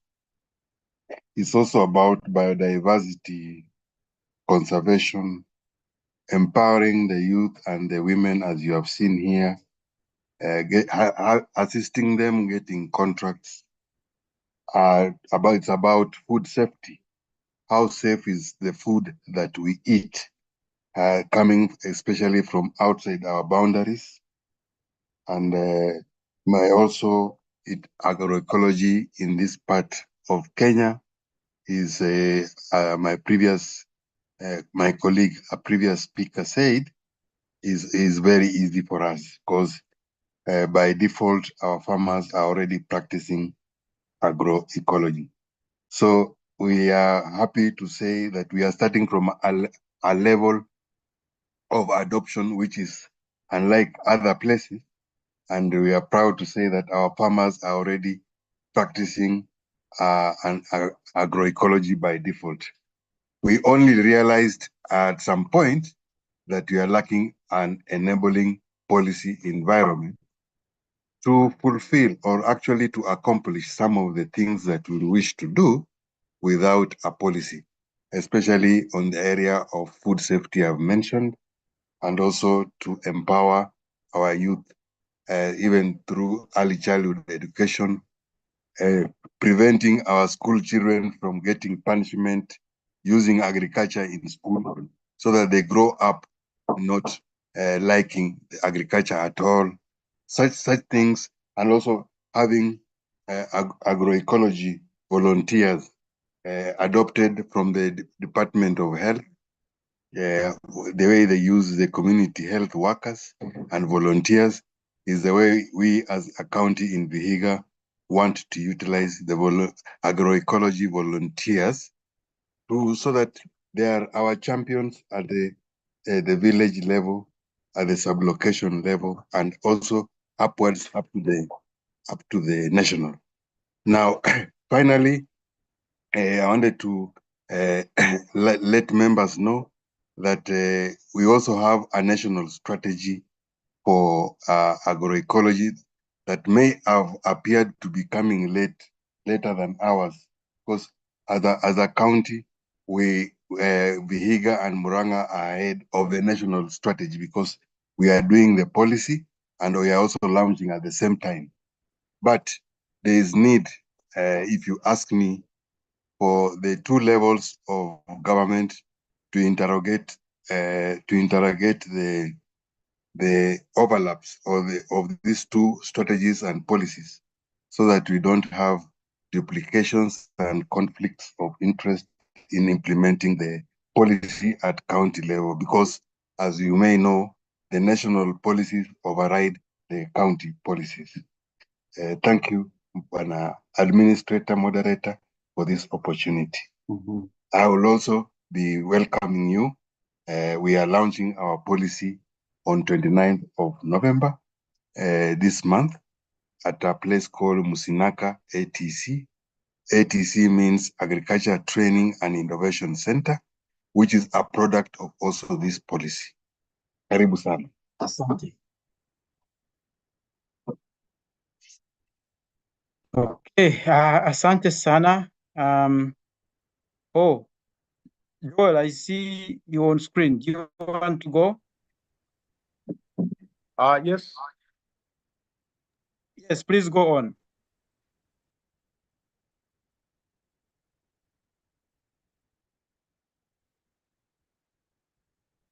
Thank you so much, guys, for being with us. Hopefully, we have another jump of stuff. It's not actually done, but it's a very small piece of land. So, Ferdinand is taking us through as we feel the test the feeling. So, Ferdinand, it's yeah, thank you. So we are moving to the third garden, and here we are going to see what we call 365 days crop cover, crop and the tree diversity, where all the layers are integrated. This area was established in 2021. So it's a piece, about half an acre piece, and it's all integrated with fruit trees, with banana and all different vegetable varieties. But also we have an area where we do the training of trainers, and farmers will be turning some bokashi.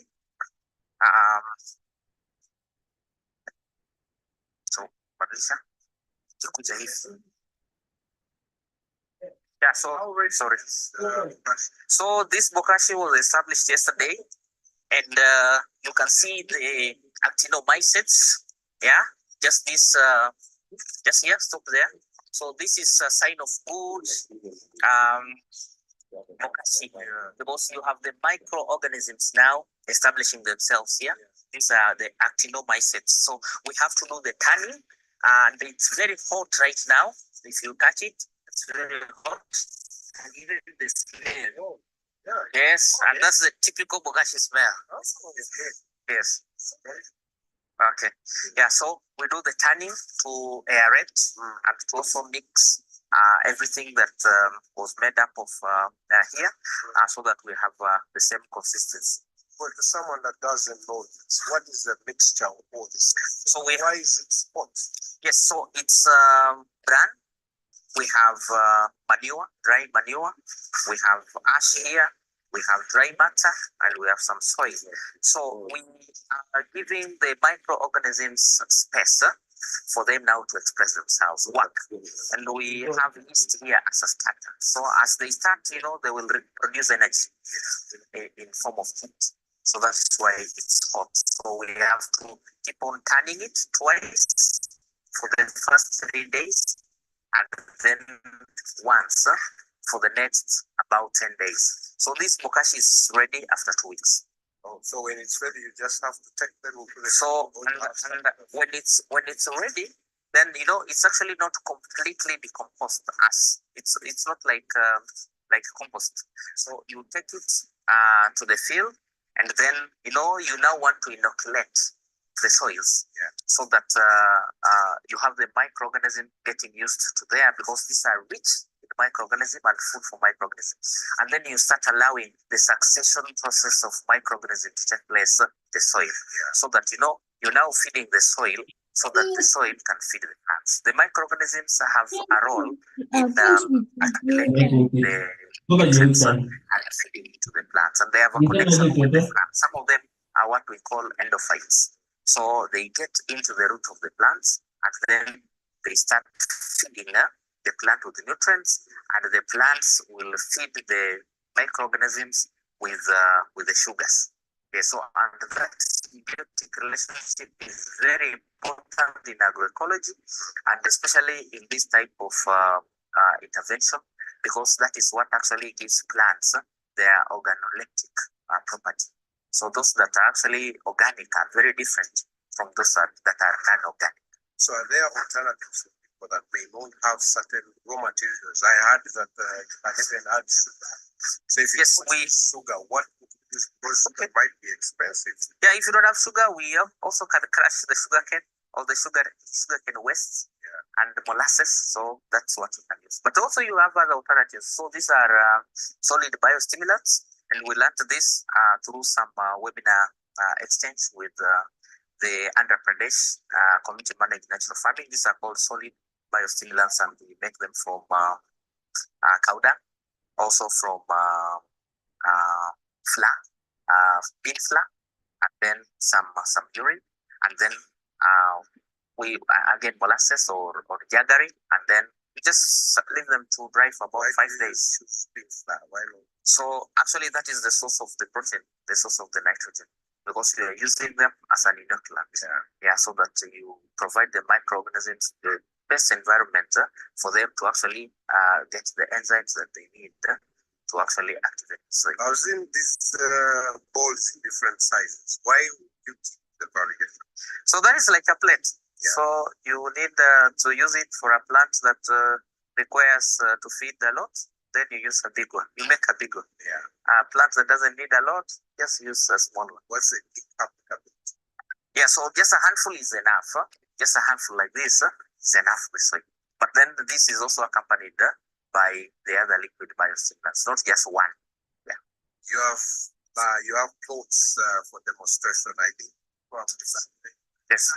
So badai. Yeah, so just turn. Yeah, so this is just to show that the difference applications for soil fertility can work.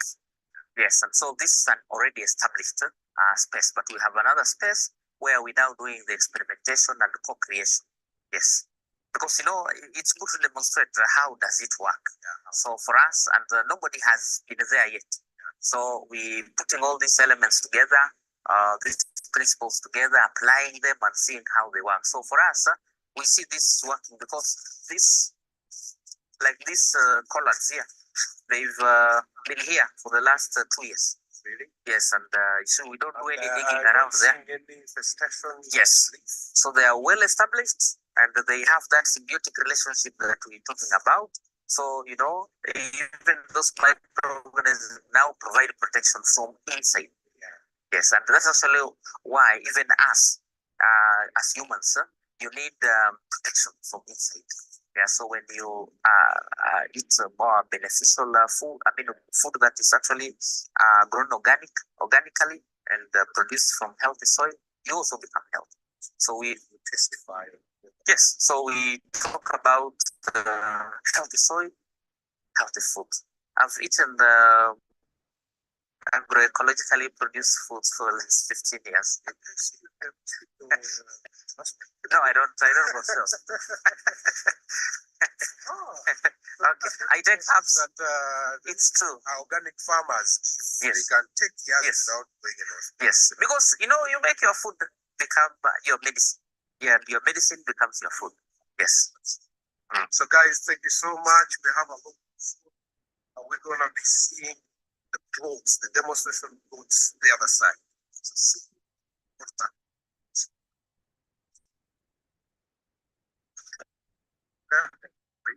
Okay. Right. Well, thank you so much, guys, for being with us. Also, we have another jump of stuff. So it's not actually done, but it's safe. A very small piece of land. So Ferdinand is taking us through as we feel we test the field. So Ferdinand, it's yeah, thank you. So we are moving to the third garden, and here we are going to see what we call 365 days crop cover, crop and tree diversity, where all the layers are integrated. This area was established in 2021. So it's a piece, about half an acre piece, and it's all integrated with fruit trees, with banana, and all different vegetable varieties. But also we have an area where we do the training of trainers, and farmers will be turning some bokashi. So, Patricia.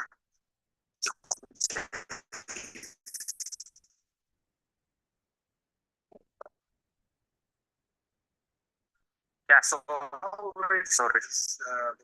So this bokashi was established yesterday, and you can see the actinomycetes. Yeah, just this, just here, stop there. So this is you have the microorganisms now establishing themselves here. These are the actinomycetes. So we have to do the tanning, and it's very hot right now. If you touch it, it's very hot. And even the smell. Yes, and that's the typical bokashi smell. Yes. Okay. Yeah, so we do the tanning to aerate and to also mix everything that was made up of here, so that we have the same consistency. For someone that doesn't know, what is the mixture of all this? So why is it spot? Yes, so it's bran. We have manure, dry manure. We have ash here. We have dry matter, and we have some soil. So we are giving the microorganisms space for them now to express themselves, work. And we have yeast here as a starter. So as they start, they will produce energy in form of heat. So that's why it's hot. So we have to keep on turning it twice for the first 3 days, and then once for the next about 10 days. So this bokashi is ready after 2 weeks. Oh, so when it's ready, you just have to take them to the and when it's ready, then it's actually not completely decomposed as it's not like like compost. So you take it to the field, and then you now want to inoculate the soils, so that you have the microorganism getting used to there, because these are rich microorganism and food for microorganisms. And then you start allowing the succession process of microorganisms to take place in the soil, so that you now feed in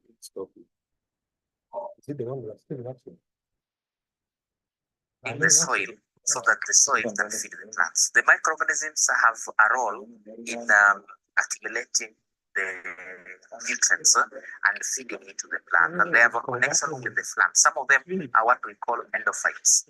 So they get into the root of the plants, and then they start feeding the plant with the nutrients, and the plants will feed the microorganisms with the sugars. Okay, so and that symbiotic relationship is very important in agroecology, and especially in this type of intervention, because that is what actually gives plants their organoleptic property. So those that are actually organic are very different from those that are inorganic. So are there alternatives for people that may not have certain raw materials? I heard that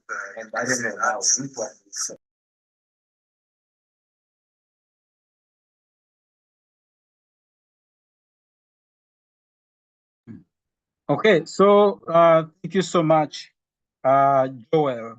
And I want to pause it here. I see people are almost starting to get tired. But just to emphasize what we have been looking at, it's mainly this very, very important biofertilizer that is called bokashi. So bokashi is a biological fertilizer or biofertilizer. And when you have made your bokashi, you get one part of it mixed with 4 parts of soil. And it's very good when you're transplanting your vegetables. If you can have a few handfuls and you apply up to 4 times, you can use the band method of application. And if you have your maize, again, you want to plant your maize and you have a handful, you apply like 2 times on your maize. I mean, it really works well. It also works when you're growing perennial trees, perennial fruits. So it is a very, very important type of fertilizer.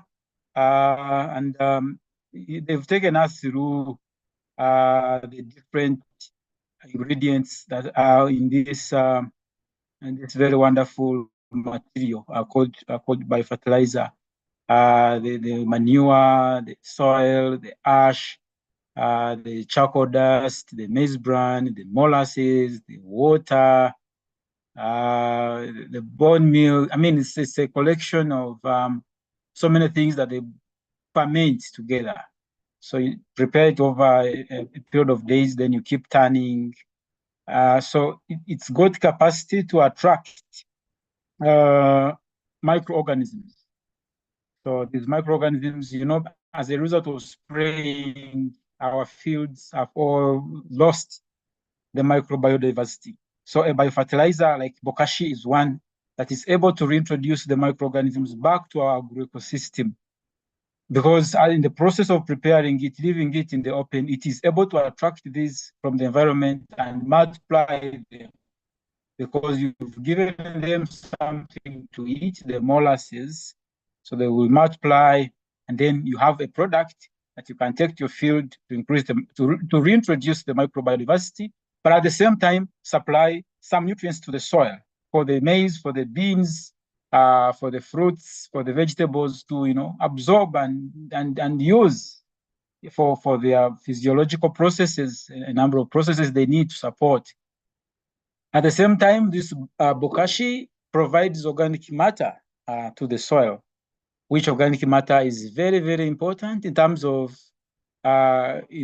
making up the soil structure, the soil texture, but also improving on aeration. Yeah, I mean, supporting water infiltration, water storage in the soil, supporting even other organisms in the soil to grow, regulating the temperature of the soil. So all these are really very, very important benefits that we get from organic matter, and bokashi that you've just seen are being shown on the video, how it is made here at BIOGI in Western Kenya, is able to provide this organic matter, is able to provide the microorganisms. The microorganisms are the engineers of the soil. They make nutrients available to the plant. They work out a lot of the chemistry of the soil. So they are very, very important biological agents that we need in the soil, and bokashi is providing these. Yeah, so again here, you think in the next lot, you will see other biofertilizers they are making. They are making what we call LAB. LAB is a brief for lactic acid bacteria. We know this has a very strong sterilizing component. It has the capacity to suppress harmful microorganisms in the soil, but also in the environment, the above ground environment. Many times we are struggling with microbial attack, with pathogenic issues in our ecosystem.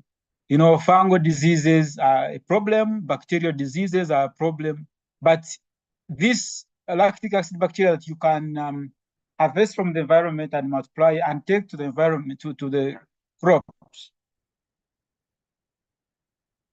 Okay. All right, I'll pause it here. I'll come back and tell you more about the lactic acid bacteria. It's something really I love, and I make even at my home in Kampala, in my small farm. It's really super, but Joel wants to come in. Over to you, Joel.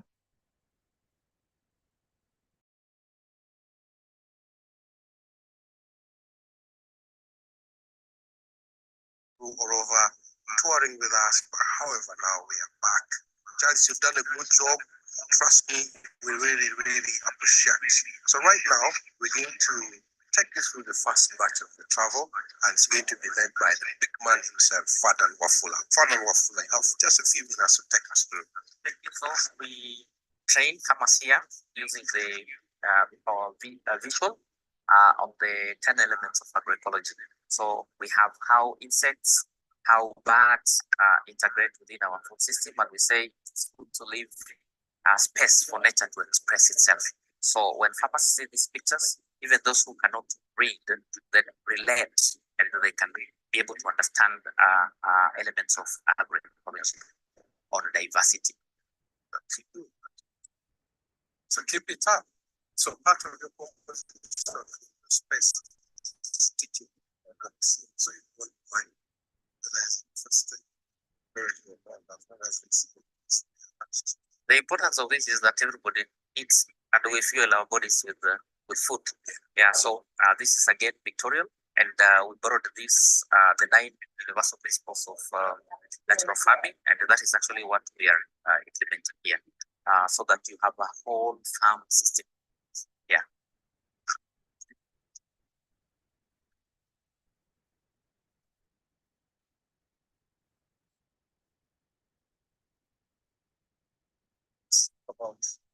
Yeah, so we have chicken here, part of the elements that we integrate the farming system here, part of our agroecology, and this is related to our traditional indigenous chicken.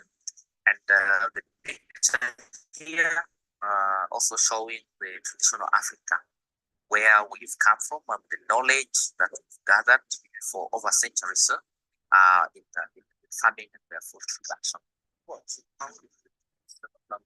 Chicken, right? How is it?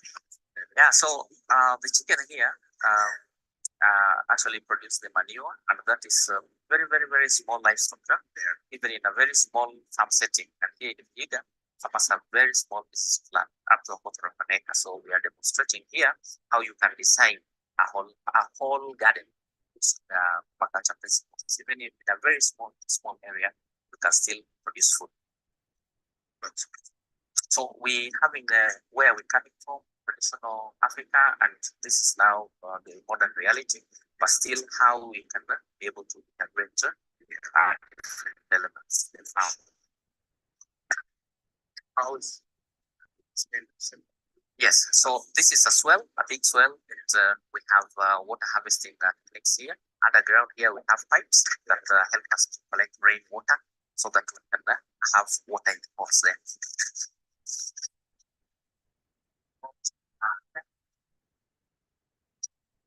We say there can be no agriculture without seed. So, in our communities, women are the custodians of our seeds. Yeah, women are the custodians of our seeds. Yeah, because we believe in gender and inclusivity. That is important when talking about food situations. Oh, hello. How are you? Yes.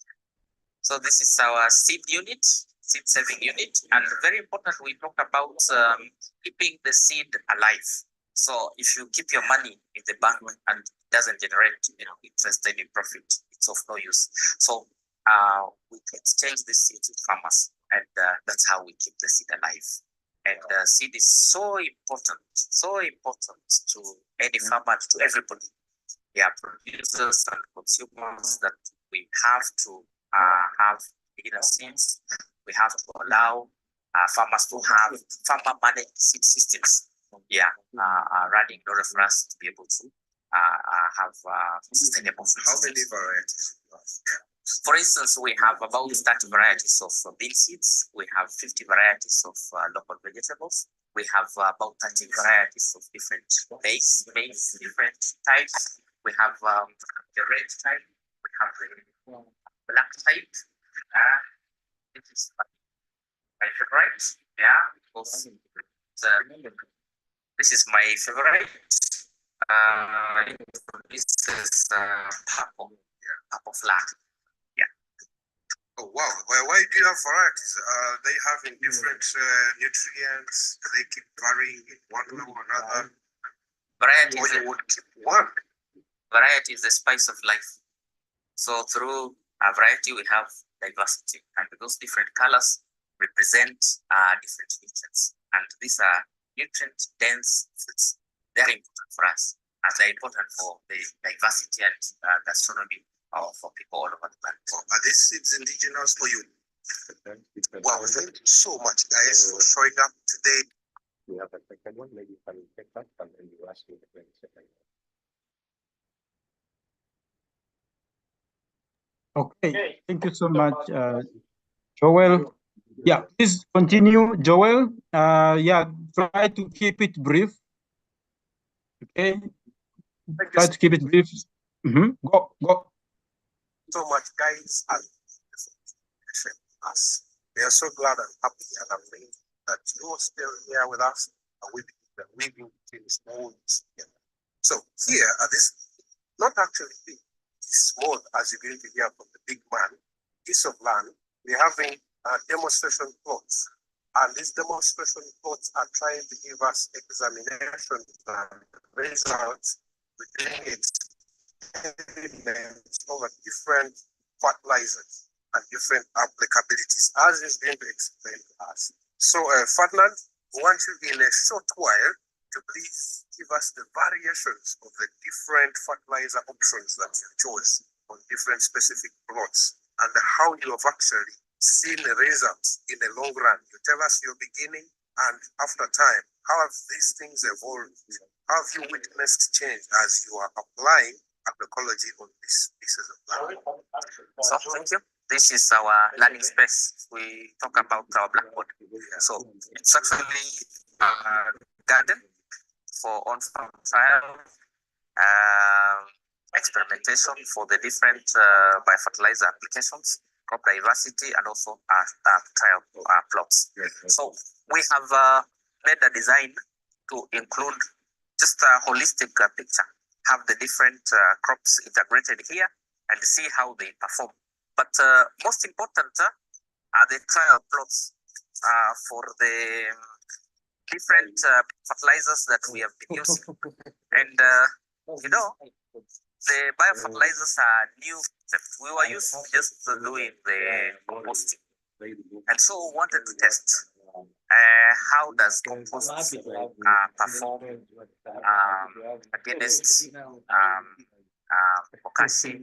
How does compost perform against solid biostimulant? How do they perform and what are some of the results?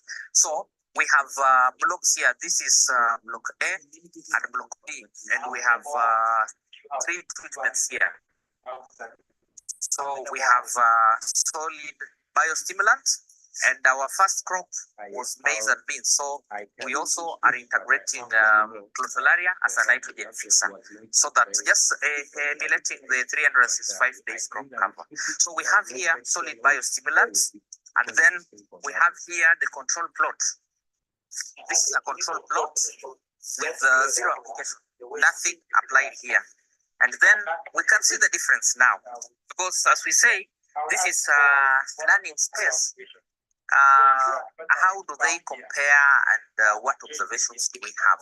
So here we have beans, and now for us to be able to, because we want to harvest a bean, and this is from one bean plant, we ask farmers to do the count, so that even in their fields as they're doing, they do the count. So like here, we have 1, 2, 3, 4, 5, 6, 7, 8, 9, 10, 11, 12, 13, and 14, 15, 16, 17 pods. And here, I'm just choosing a random.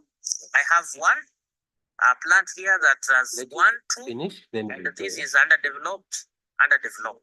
So it becomes very clear when you compare it bokashi and this control plot. So the difference, 17 versus 2. You see, that's a big difference. And even the height here is different. The height here is different. From the middle here is different. So this helps farmers to learn the different applications and to just conceive the ideas that we are talking about, the science behind the crop and microbial relationship, the symbiotic relationship, because agroecology is also a science. It's a practice and it's a movement. And so when we combine this science and very simple experimentation, so that reinforces the knowledge, the theory, putting the theory into practice. So, Ferdinand, have you done some harvests? So, but how old is it? Yes, this piece of land here is 1/4 of an acre, and we started this year during the main rain season. From March up to this time, we've harvested. This is second, third crop. Yes. So for the beans, we now are just about to harvest the second crop, and then we'll have now a third crop, which will be the cowpeas during the short rains, during the dry spell, before again next year we have the long rains. But then we also have other areas here that we have applied biofertilizer in the plots here for the sorghum. Well, sorghum is drought tolerant. And here, these are just the farmer managed seeds. So we've integrated here sorghum and groundnuts. Yes, and we already have harvested the first crop here. So we had some millet integrated here and some beans. So that's already harvested. So this is a ratoon crop for the cassava for this sorghum. This is a ratoon crop, and we just applied here bokashi and the biofar sprays, and we've seen it's regenerating so well. So we're expecting a good crop here. How big space where you put it? So this is 1/4 of an acre, just a 1/4 of an acre. So we're showing how even a very small space you can intensify, small scale intensification, but with the high biodiversity, high integration, different type, even the climbers, because we do a lot of vertical gardening, and we are happy that even in our gardens we see mushrooms growing. These are edible mushrooms. So these are edible mushrooms that are growing in this space here, and this is also food. This is part of of biodiversity. Yeah, and we are grateful that this is now regenerating, and these are also bioindicators. So the moment we use the chemicals and the synthetics, we also are actually reducing biodiversity, and then we are actually losing a lot of food and a lot of knowledge that is associated with this. So in the Western Kenya here, getting a mushroom early in the morning is usually a sign of good luck. So that's it, Kat. That's it, Kat.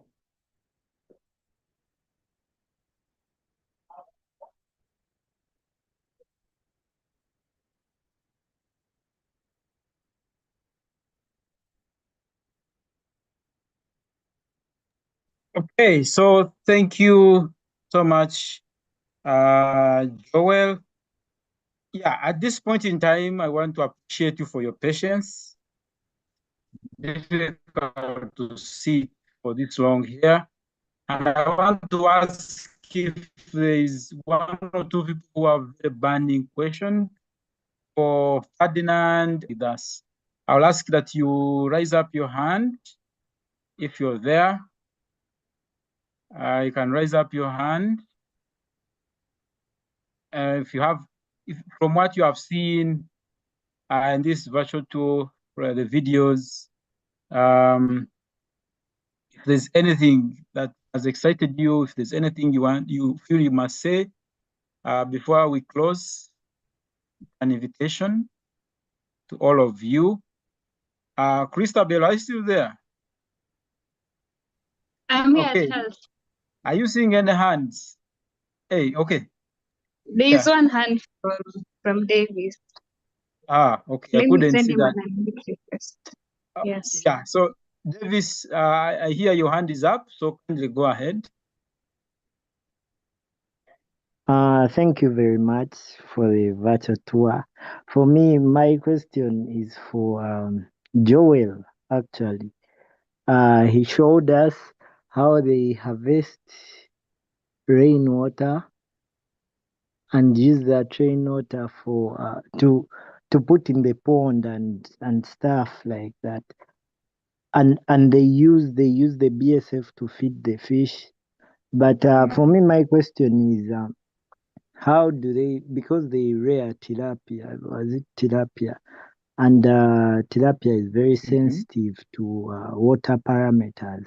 So how do they keep the water parameters, yeah, to avoid the death of the fish?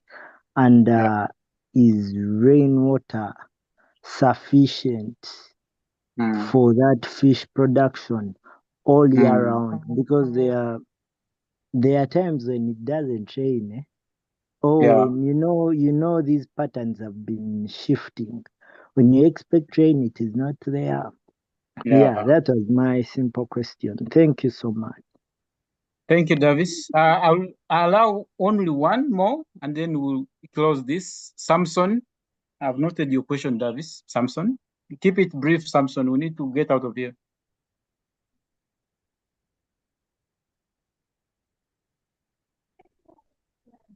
Samson, Tanwi, if you're there, please unmute yourself.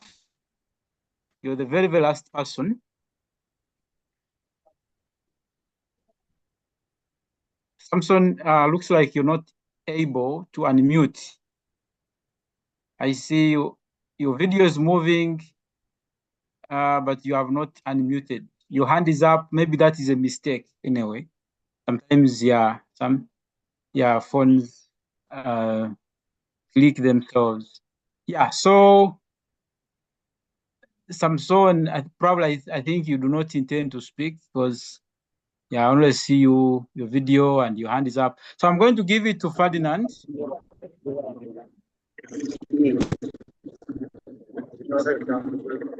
Samson, you want to speak? Okay. All right. So I'm going to, the questions asked really are for Ferdinand. So I'm going to give Ferdinand a chance to respond to these questions. And you will close the session for today. You will say anything else he didn't say, and he will close for us. Thank you. You're welcome, Ferdinand.